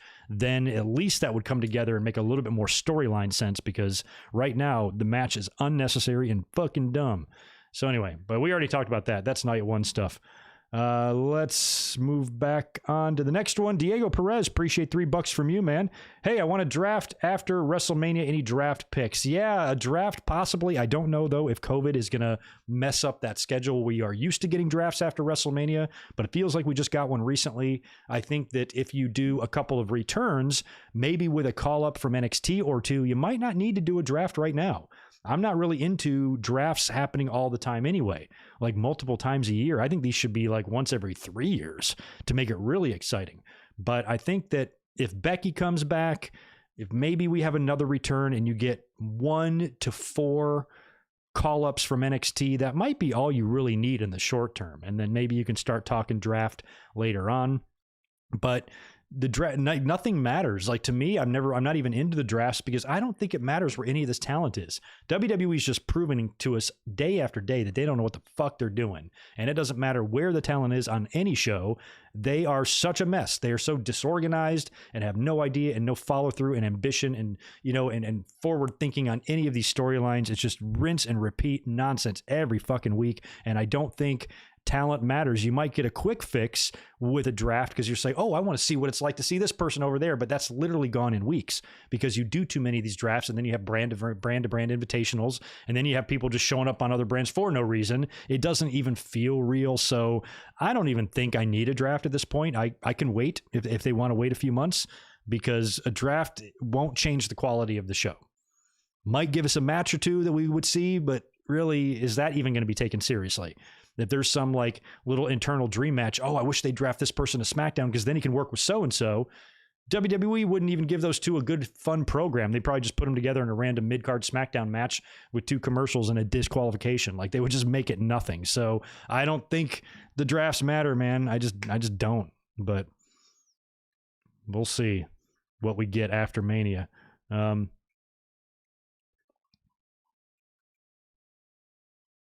That's a good, yeah, Bad Bunny and Priest winning, maybe there could be a little bit more to it than just them winning, that's it.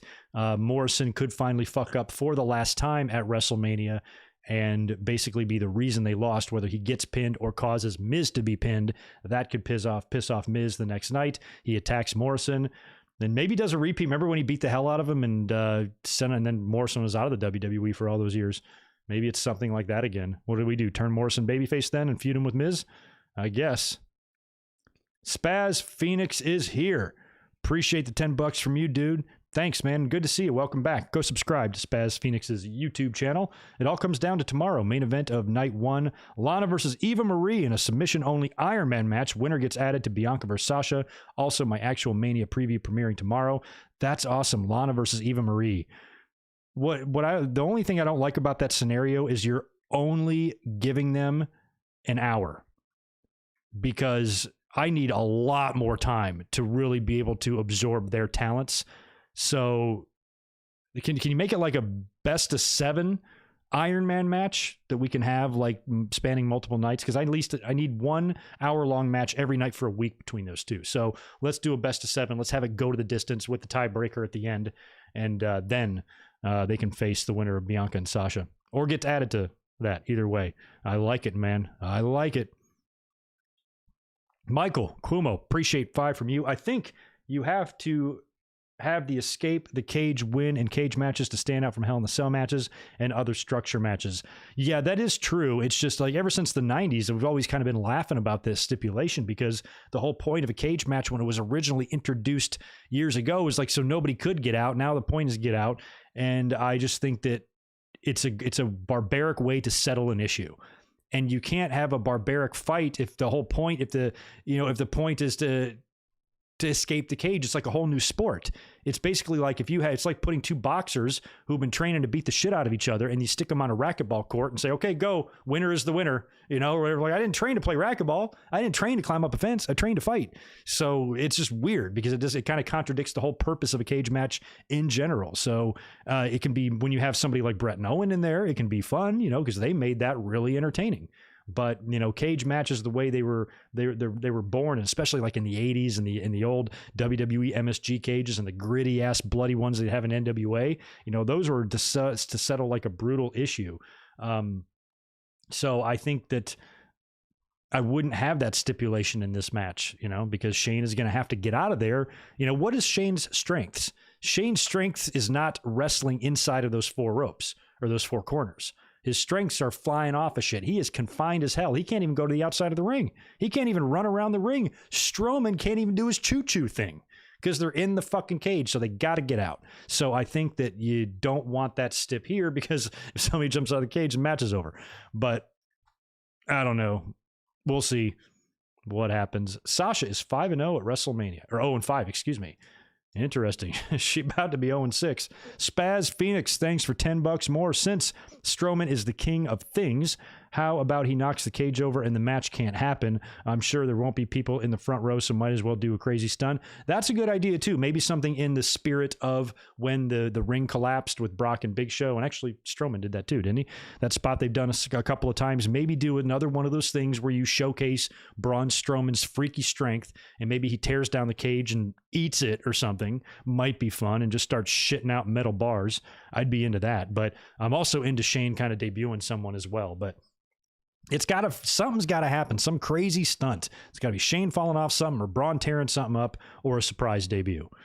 If it's anything other than those 3, I don't know what the hell it could be. But yeah, good idea in general. Let me see. Have we talked about night 2? Or are we still talking smack? We haven't even talked about night 2. Let's get into that now. It's time. Let's talk about the women's tag team title match. Let's open up with that. Nia Jax and Shayna Baszler will be facing the winners of the tag team turmoil match on night 1. We predicted the Riot Squad. Not only do I want the Riots to win on Saturday, I want them to win on Sunday too. And I am extremely unconfident that this is not going to happen. And I know WWE will never give the fans a good moment, because I talked about that earlier. I just envision the moment of the Riot Squad winning the titles and having that Cody Rhodes and Dustin moment on Raw when they won the tag titles in that awesome match. Kind of a moment like that where the fans are cheering. So happy to be rid of Nia Jax and Shayna Baszler. And also at the same time, happy that Liv and Ruby are getting a much deserved, little nod there and feather in their cap, and maybe even a push out of this. So I'm rooting for the Riot Squad, Nia and Shayna versus the Riots, and they lose. I'm probably wrong on all counts there. We also have Matt Riddle defending the United States title against Sheamus. We talked about this match the minute these two came into contact with each other on TV. I said, you know what? We've all been saying how well Sheamus has done in the past few weeks and months on TV. He's had really good matches with Riddle, but he's also been doing really well in the Bobby Lashley and Drew McIntyre stuff, and his matches have been good. They've been brutal. They've been hardworking. He's been working his ass off and getting his ass beat and really doing a lot to help, McIntyre and everything in that situation there. So, and he's been losing all of these. I mean, every one of these matches that he's had against McIntyre or whatever, or Lashley, he's losing. McIntyre beat him 2 or 3 times.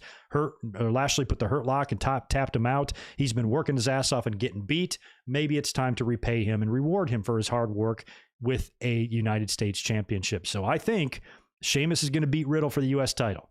I think Sheamus has been losing an awful lot, and Sheamus's matches have been really good, and he's been really impressive, and he's a veteran now. This guy's 40 years old, putting on good, hard-hitting, brutal matches. So if you like that kind of thing, if you just like wet flesh smacking against other wet flesh, this match should be for you. And at the end of the day, I think Sheamus is going to win the U.S. title.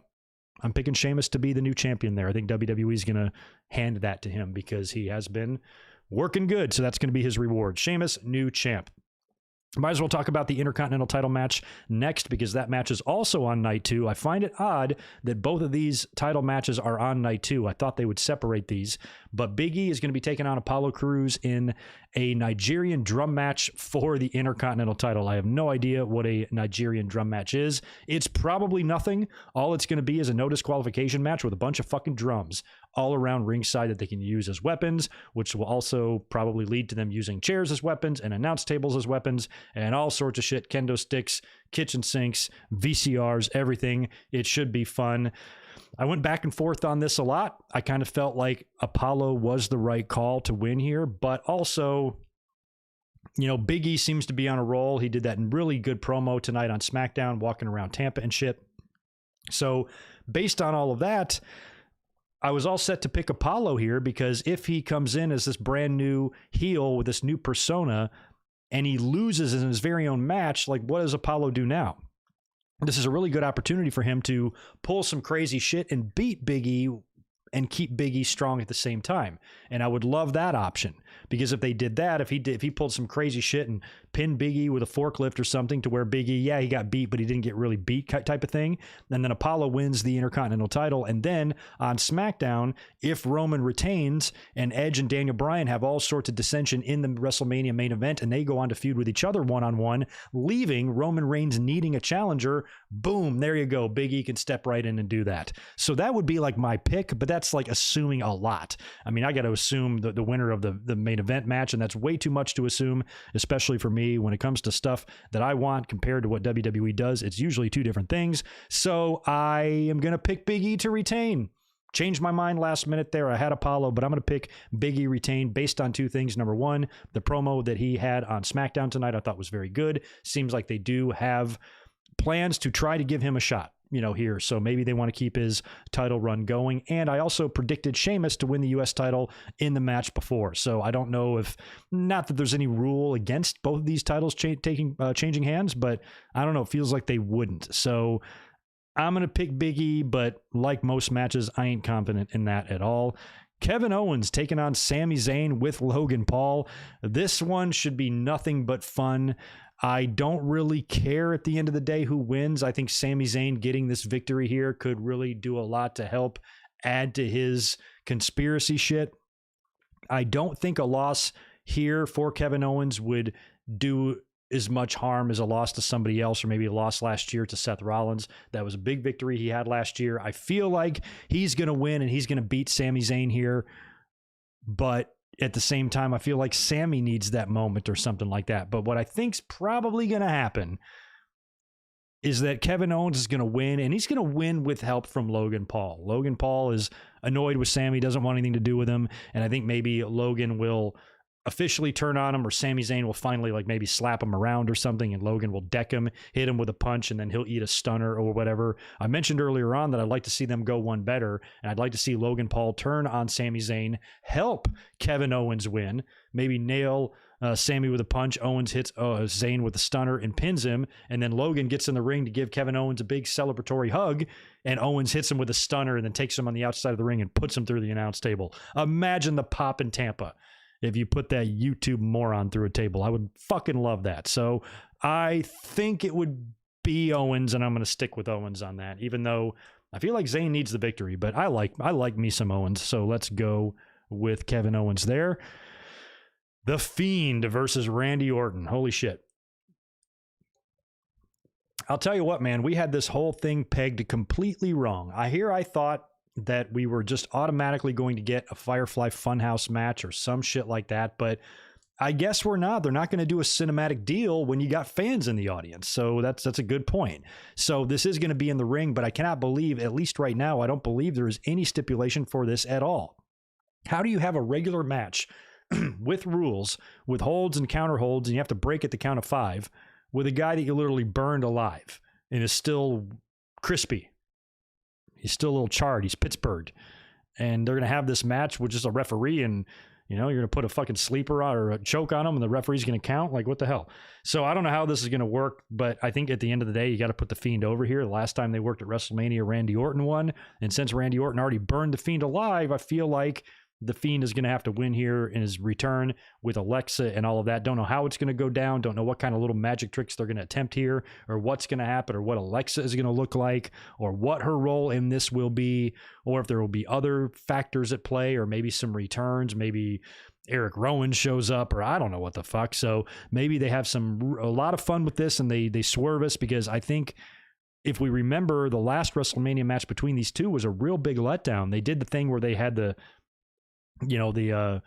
video on the ring canvas of the maggots or whatever. Like, they tried to do that, but it just fell flat. So I don't want to see this have that same effect. I don't want to see this match just kind of be, I think of like the Undertaker versus the Undertaker at SummerSlam 94, where the fans just didn't really know what to make of what they were looking at, and they were dead silent through the whole thing. So I don't want to see that happen here to Randy Orton and the Fiend. I hope this gets fun. And somebody asked me the other day, I think it was on the Hall of Fame stream, if I think Bray Wyatt will ever come back, like regular Bray Wyatt. And I think eventually, kind of like, that got me thinking about this character. How far can it really go? And is this going to be some big, long, multi-year transformation of Bray Wyatt going through this metamorphosis into this fiend, this demon, and then kind of coming out of it and becoming regular Bray Wyatt again somewhere down the line? I definitely see that happening. So that could be this, that they could start that here, or the Fiend can run with this horror movie look for a bit and then slowly begin that transition out of it. And I think Alexa Bliss, her character will change and develop a lot in coming weeks and months as well. Maybe eventually she'll try to break out of this spell or whatever's going down here. But in terms of this match for WrestleMania, I don't know how you can't pick the Fiend. For him to lose here, then I really wouldn't know what the hell they would do next. So I'm going to pick the Fiend to defeat Randy Orton in some weird way, and we're just going to assume it will be more than just a match and a pinfall and a 1-2-3. There's going to have to be some sort of extracurricular shit. Yeah, and Fiend could win and then banish Orton to hell or something like that. I think that if the Fiend wins, they probably will do something with Orton to where maybe he takes a little bit of a break. And maybe he's thrown through. Maybe they got the pit opened up. Remember when Taker disposed of Muhammad Hassan? Maybe something like that. So that's an option. But I also think it's going to have to also have something to do with fire. So, Randy Orton, he can handle fire pretty well. Alexa Bliss shot him in the face, and he healed from that pretty quick. So if he does get burned alive by the Fiend, he can probably just take a few weeks off, and he'll be back on TV before you know it. Good as new with a little Neosporin.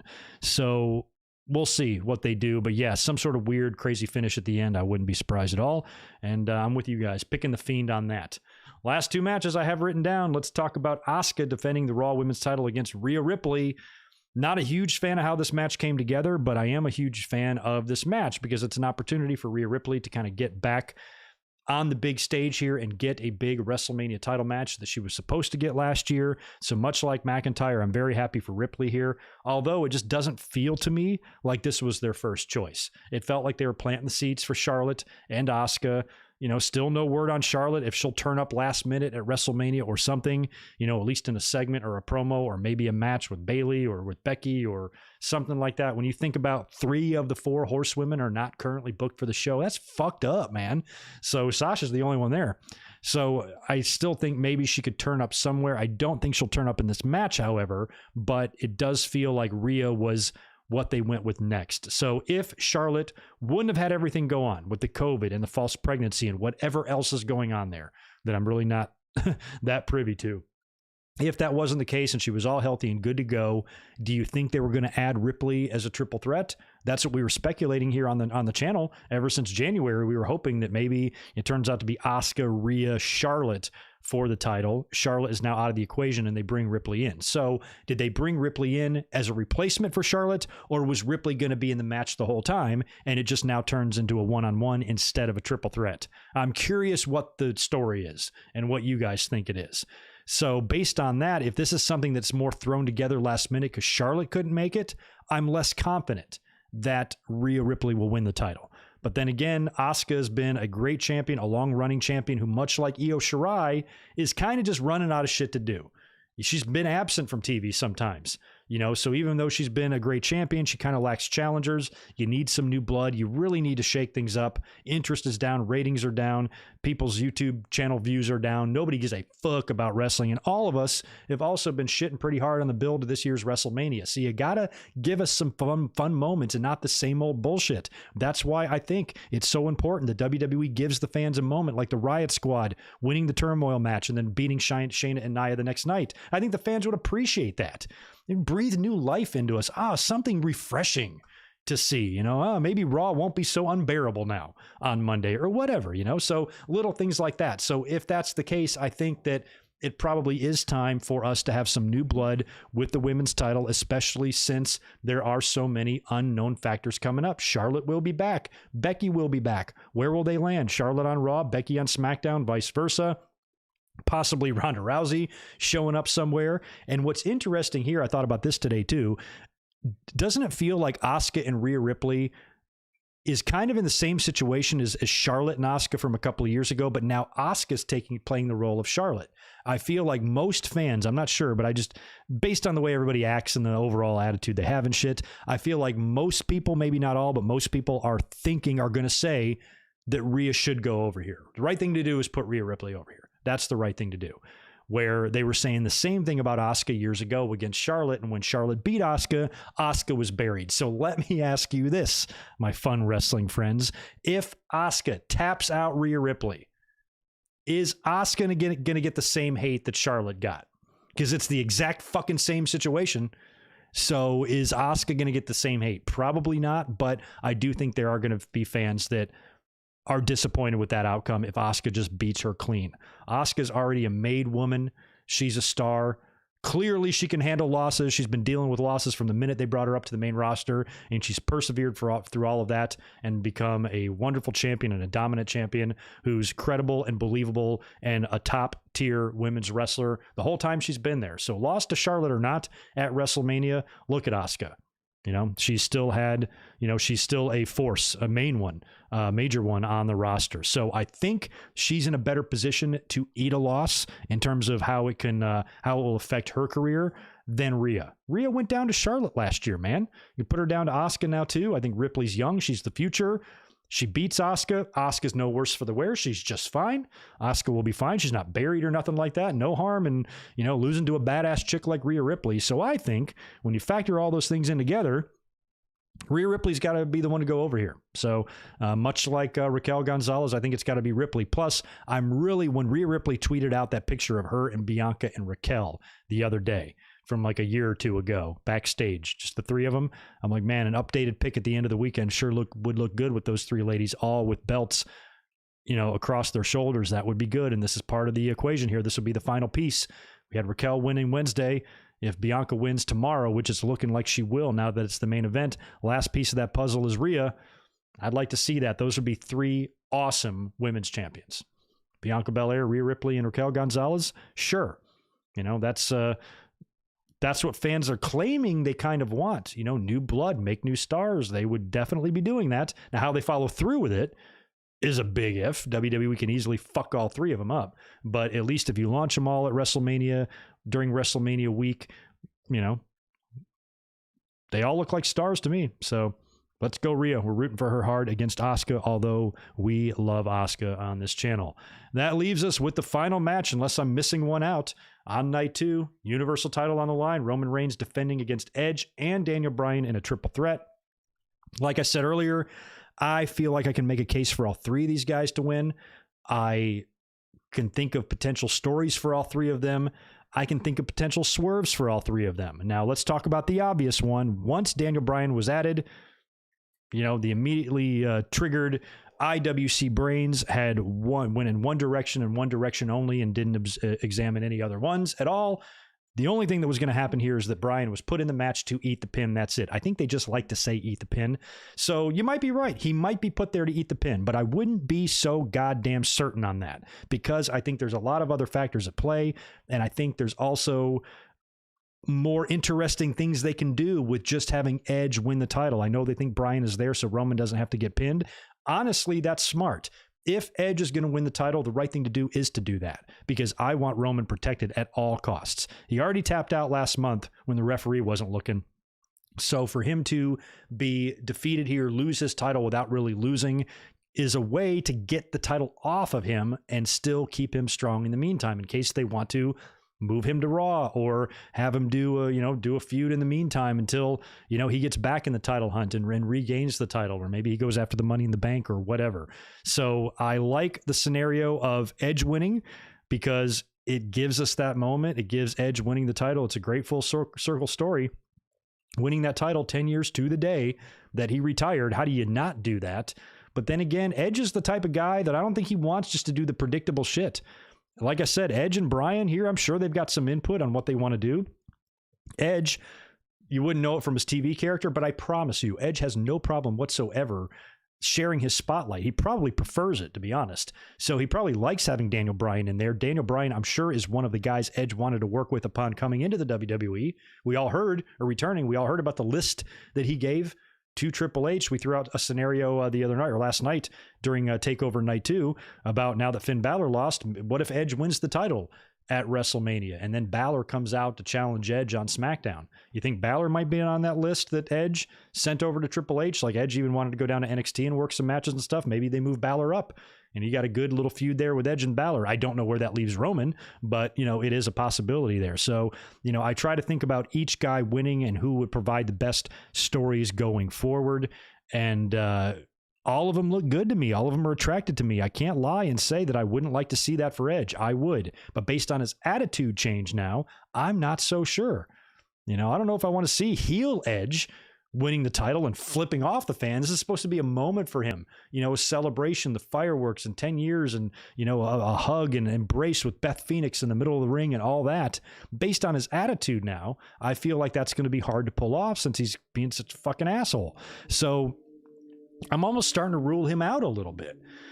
Daniel Bryan would be super fun because I think that would be a fun swerve. And how can any fan complain about the WWE putting the title on Daniel Bryan again? I like Daniel Bryan. Everybody does. So Daniel Bryan winning could also provide some interesting stories going forward, primarily with Edge. This could lead, I think there's a couple scenarios here that could lead to a feud between Bryan and Edge. And this is one of them. With Bryan winning the title, this can set Edge over the limit. He already feels like he snapped a week or so ago, but this could really push him over the edge, so to speak, where he completely snaps. And now he's really, not only did Daniel Bryan weasel his way in and take away his opportunity, now he stole the title from him too. And Edge is going to be out for fucking blood. And that could make a pretty fun little program there if you can find something to distract Roman and let Edge and Daniel Bryan feud for the title. And maybe maybe Edge beats Daniel Bryan for the title in a couple of months. So those are scenarios for each guy there. And then the other one is the guy that's already champ. And he's the guy that before the Royal Rumble, in my Royal Rumble predictions video, when we predicted Edge, at that time, I predicted then that Roman Reigns would retain the title against whoever he faced. I predicted Edge to win the Rumble, but I wasn't sure he was. So I said, you know what? Whoever Roman faces, if I'm booking things, I'm continuing his run. I think Roman needs to remain extremely strong until he runs into one of two people. Number one, Brock Lesnar, or number two, The Rock. Now, The Rock could be a ways off. If we get any Roman and Rock match, I would think the best place for that would be LA here for WrestleMania 39. That's 2 years away. You can't have Roman as champ for 2 years. That's ridiculous. He ain't Walter. So I think holding out for The Rock is a bit much, but maybe until Brock comes back and you got Roman there as champ, but then again, you are in the situation where he does not have to get pinned. And if he does not get pinned in this match, don't you think that his character would come out on SmackDown and immediately demand a rematch right then and there? Paul Heyman would be absolutely obnoxious. Until that match was made with Adam Pearce, they would probably just hold him hostage and put a gun to his head until he made that match. It would almost be impossible not to do it. So with Roman losing, the only other way I can think of him losing is maybe we get a return from Brock Lesnar. Maybe right, how I hate when wrestlers' themes music plays during run-ins? There are certain times when it's appropriate. Maybe right in the middle of this match, because Triple Threat is no DQ, right? Who gives a fuck? Right in the middle of the match, Brock's music hits. He comes down there and maybe he lays out the other two and helps Roman retain the title. Or maybe he comes out there and F5's Roman. Or maybe Brock isn't even there. I don't think he is. But something like that could be an option. But I think at the end of the day, I'm reluctant on this pick. Because this is going to be the main event of WrestleMania. So I feel like Daniel Bryan and Edge, for the final thing you see on WrestleMania, celebrating with the title, beating a champion that's already had a long run, one of those is the likely option. But for some reason, like an absolute crazy person, I'm going to go with the other option, and I'm going to pick Roman Reigns to retain. I already got Rhea Ripley winning the title here. We've had a lot of title changes. Karrion Kross, Raquel Gonzalez. I've got Drew McIntyre and Sasha Banks and Bianca Belair picking up belts in night one. I got Rhea Ripley beating Asuka. They can't all win. I even have Sheamus winning this U.S. title from Riddle. I've got Riot Squad beating Shayna and Nia. I've got the New Day beating AJ and Omos. Somebody's got to keep their damn belt here. So I'm picking it's going to be Roman Reigns. I'm probably so wrong. I think I've got Roman and Big E as the only people on this damn show that are keeping their belts, I believe. So, yeah, I think that's true. So I could be wrong. I could be way wrong here, but that's what I got. Let's just recap. I've got AJ and Omos beating New Day for the Raw Tag Team titles. I've got Shane McMahon defeating Braun Strowman, potentially with the help of a big debuting star, maybe from somebody from Raw Underground. I've got Cesaro defeating Seth Rollins. I've got the Riot Squad winning the Tag Team Turmoil. I've got Damian Priest and Bad Bunny beating The Miz and Morrison. And I've got Drew McIntyre defeating Bobby Lashley for the WWE title, and Bianca Belair beating Sasha Banks for the SmackDown Women's title for night one. For night two, I've got the Riot Squad winning the tag titles from Nia and Shayna. I've got Sheamus beating Riddle for the U.S. title. I've got Big E retaining the Intercontinental title over Apollo in the Nigerian drum match. I've got Kevin Owens defeating Sami Zayn, The Fiend over Randy Orton, Rhea Ripley as your new Raw Women's Champion defeating Asuka, and Roman Reigns defending successfully the Universal title, defeating Edge and Daniel Bryan in the triple threat. And like I said, they, on TV, Edge and Daniel Bryan can blame each other. Because what's wrong with that? What's wrong? I'd take a Daniel Bryan and Edge program. I don't need a belt on the line. And like I said earlier, if I've got some of these matches wrong, maybe Riddle retains and Big E drops the belt. I think if Apollo Crews pulls some bullshit in his Nigerian drum nonsense to steal the title away from Big E, Big E's right there primed to challenge Roman next while Daniel Bryan and Edge fight with each other. It can be Big E and Roman for the title at the next pay-per-view. That might be fun. So there are options here. There definitely are options, but I'm going to go with Roman Reigns. I'm just putting out on a limb there, just going on a limb. Roman is going to be the guy. I don't know who I prefer. Like I said, I think I'm almost equally cool with any of them.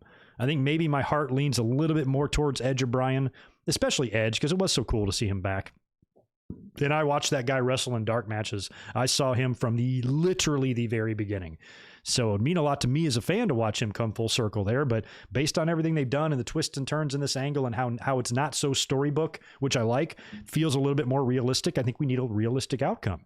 And the realistic outcome is Edge's downfall could be the fact that he's so goddamn obsessed and pissed off and bitter and butthurt about Daniel Bryan horning in on his match that he's going to allow that to be a distraction. He's not going to be focused enough, and he's going to wind up losing because of it. So that could play in a role as well into Roman retaining. And the tribal chief can continue doing his tribal chief shit. We'll see. Deshaun, check my Twitter. Another dick pic. Come on, dude. I'm kidding.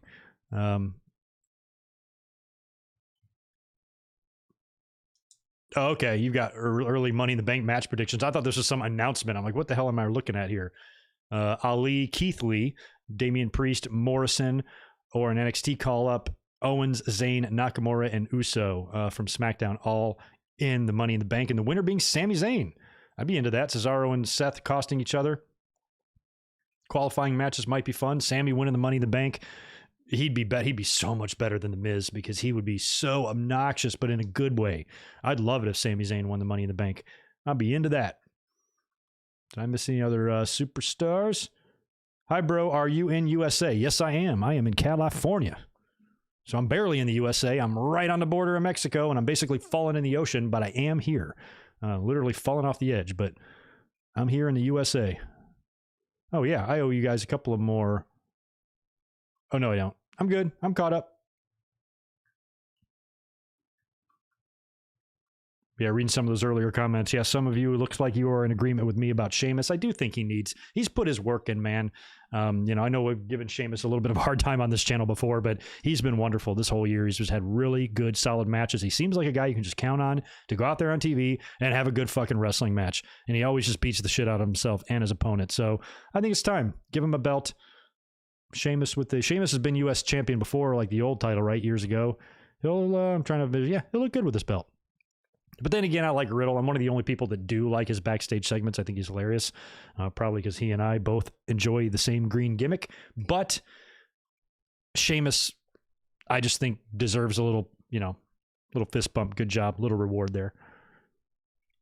Let's see what else we got. This is our last stop, guys. Last chance to kind of predict anything else here. Last chance to throw out any last minute options, ideas, speculation, returns, whatever you think is going to happen on these next 2 nights, because we are here. It's been a fun ass week on the channel, man.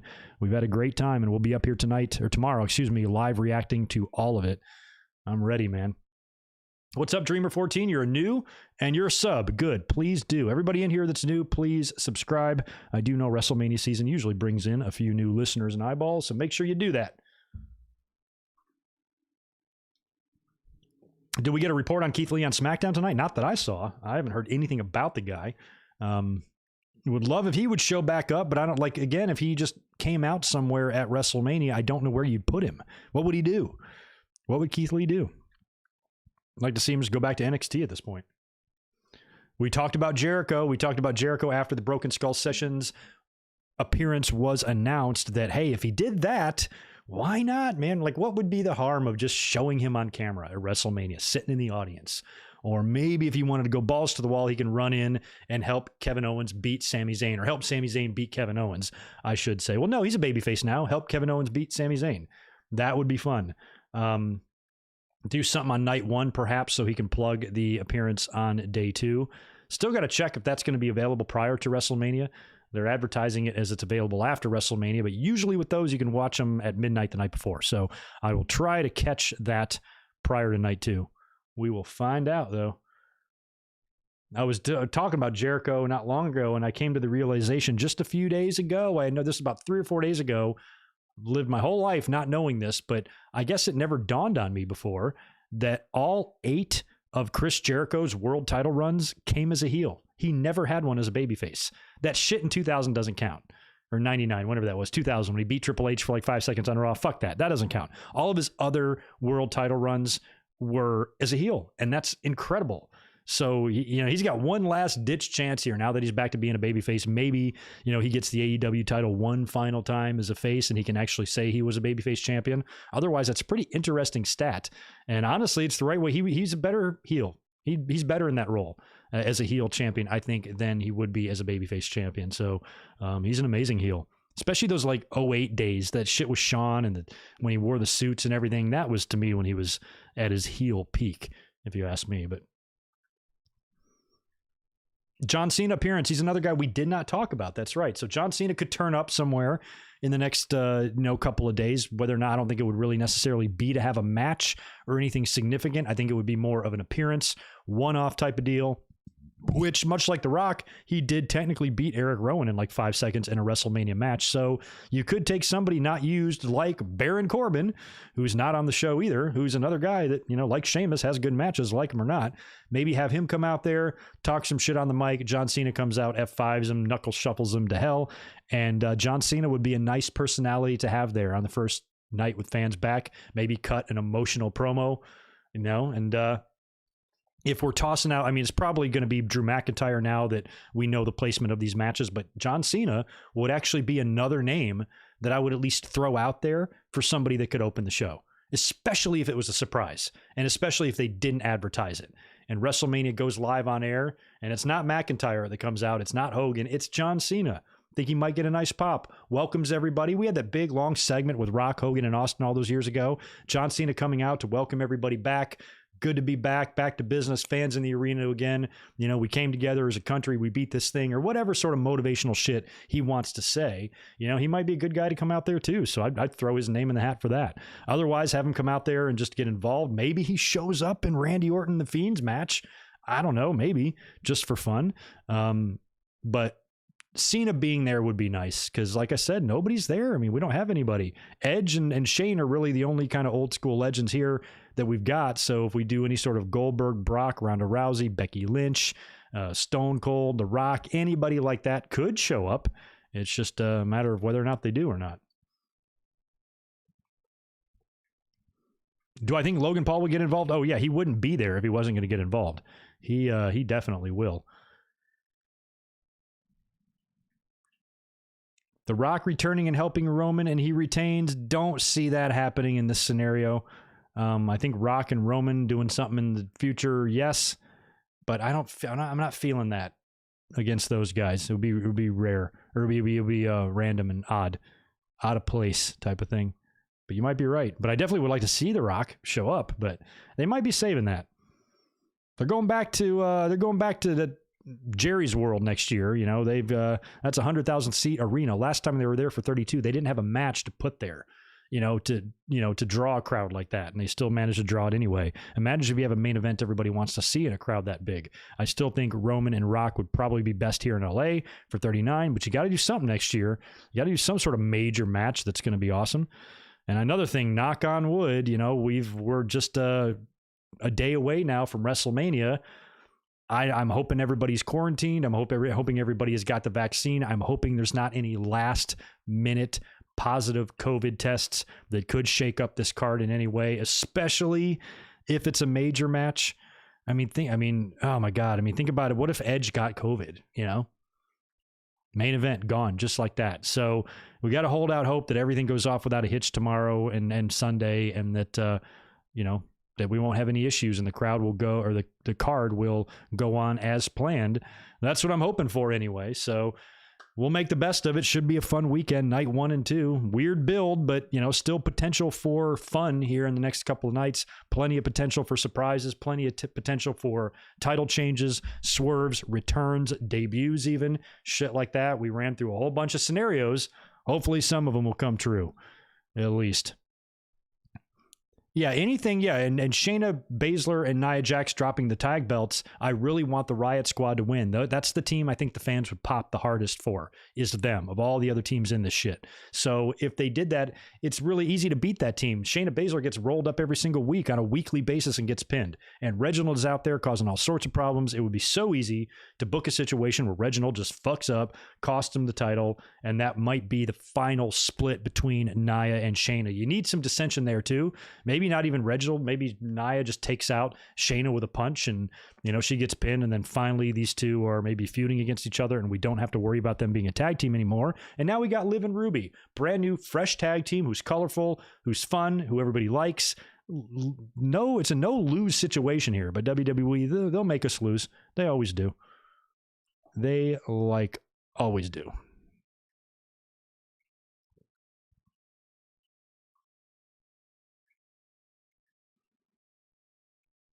I didn't know that the theme song of WrestleMania states that every title will be defended. Well, I guess not if they put the SmackDown tags on SmackDown.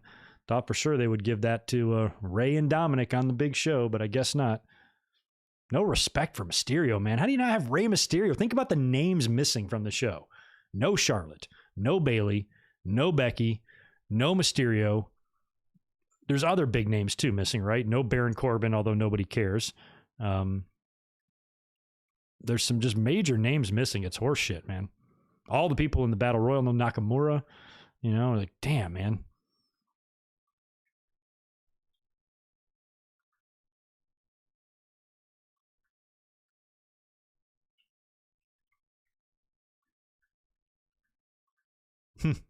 Oh, man, that would be funny if Hogan comes out and calls it like the Silver Center or something. That would be great. That would be great. Yeah, I agree. RVD was a much-deserved Hall of Fame induction. Be ready to get back to the normal Hall of Fame, hopefully next year with all that stuff, man. This year was just kind of weird virtually. Didn't like it. Didn't like it at all.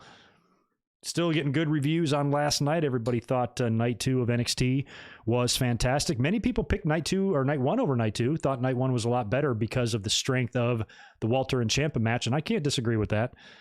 Some people told me last night in the chat that they preferred night 1 better. Some of you didn't like O'Reilly and Cole as much as I did. I loved O'Reilly and Cole. I thought it was fantastic. But when I really think about it, I think night 1 I almost just discredit because it was on USA Network, and even though I love Raquel and everything, I just thought that, you know, putting over Cross and, you know, Riley and Cole telling the story was, you know, kind of had my interest tipped that way. But, you know, if anybody says that they preferred night 1 more, I really can't argue with that. That Walter Ciampa match was fucking awesome, man.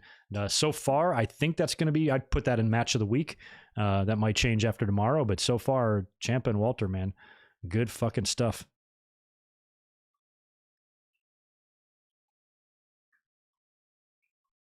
Yeah, Ricochet's not on the show as well. He was one of the final 4 in the Andre Battle Royal tonight and eventually got eliminated.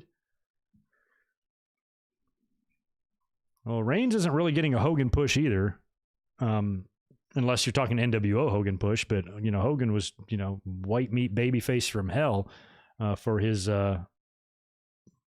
glory years, which Roman is definitely not that. He was before.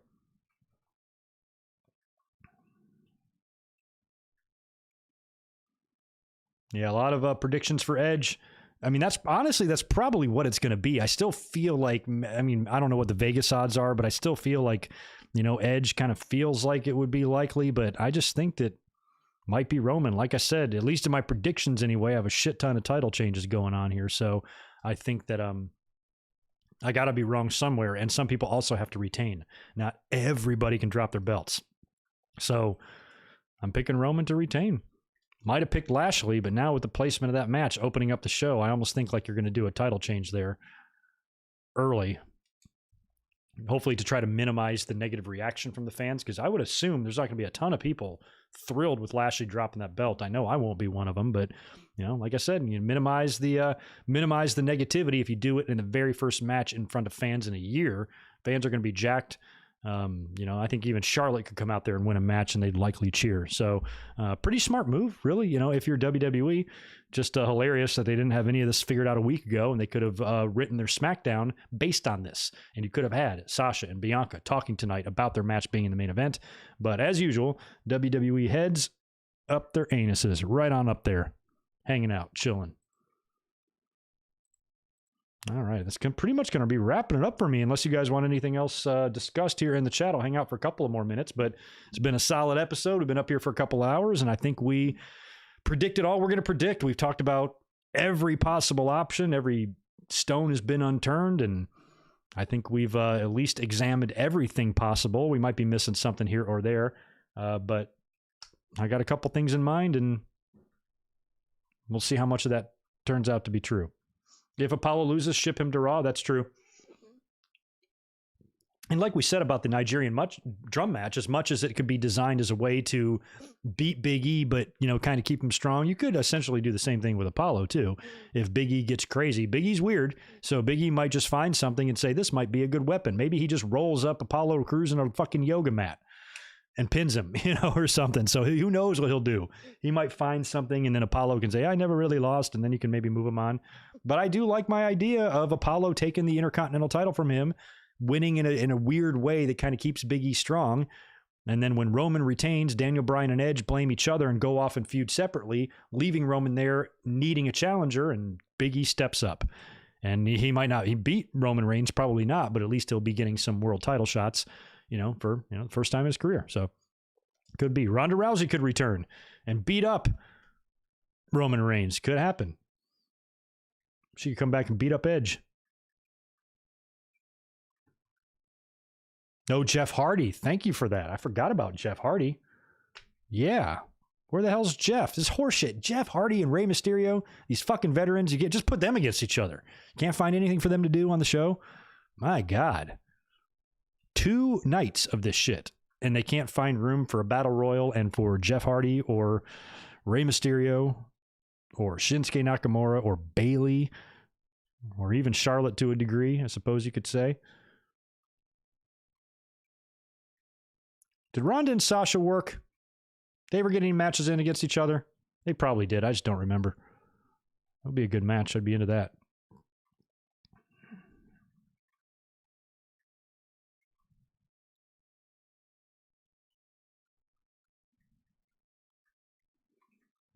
All right, cool. All right, I think that is going to pretty much do it. I'm just making sure there wasn't any more interesting questions in there. CM Punk, we didn't mention him. I should have. I suppose if he's going to come back, maybe the first match ever in front of fans in over a year could be a good spot, but I'll just believe Punk when I see it. But Punk, to me, would be so much more valuable in AEW because Punk coming back into WWE, I think, would break Twitter for a couple weeks. But, in the end, I don't know what he'd really do there. If he went to AEW, it would be, man, it would just be awesome. I just think I'd rather see him turn up there than WWE because I think that's just a better place for him. So if he ever comes back, I want it to be there.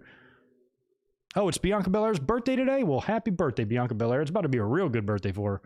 Come tomorrow. All right, guys.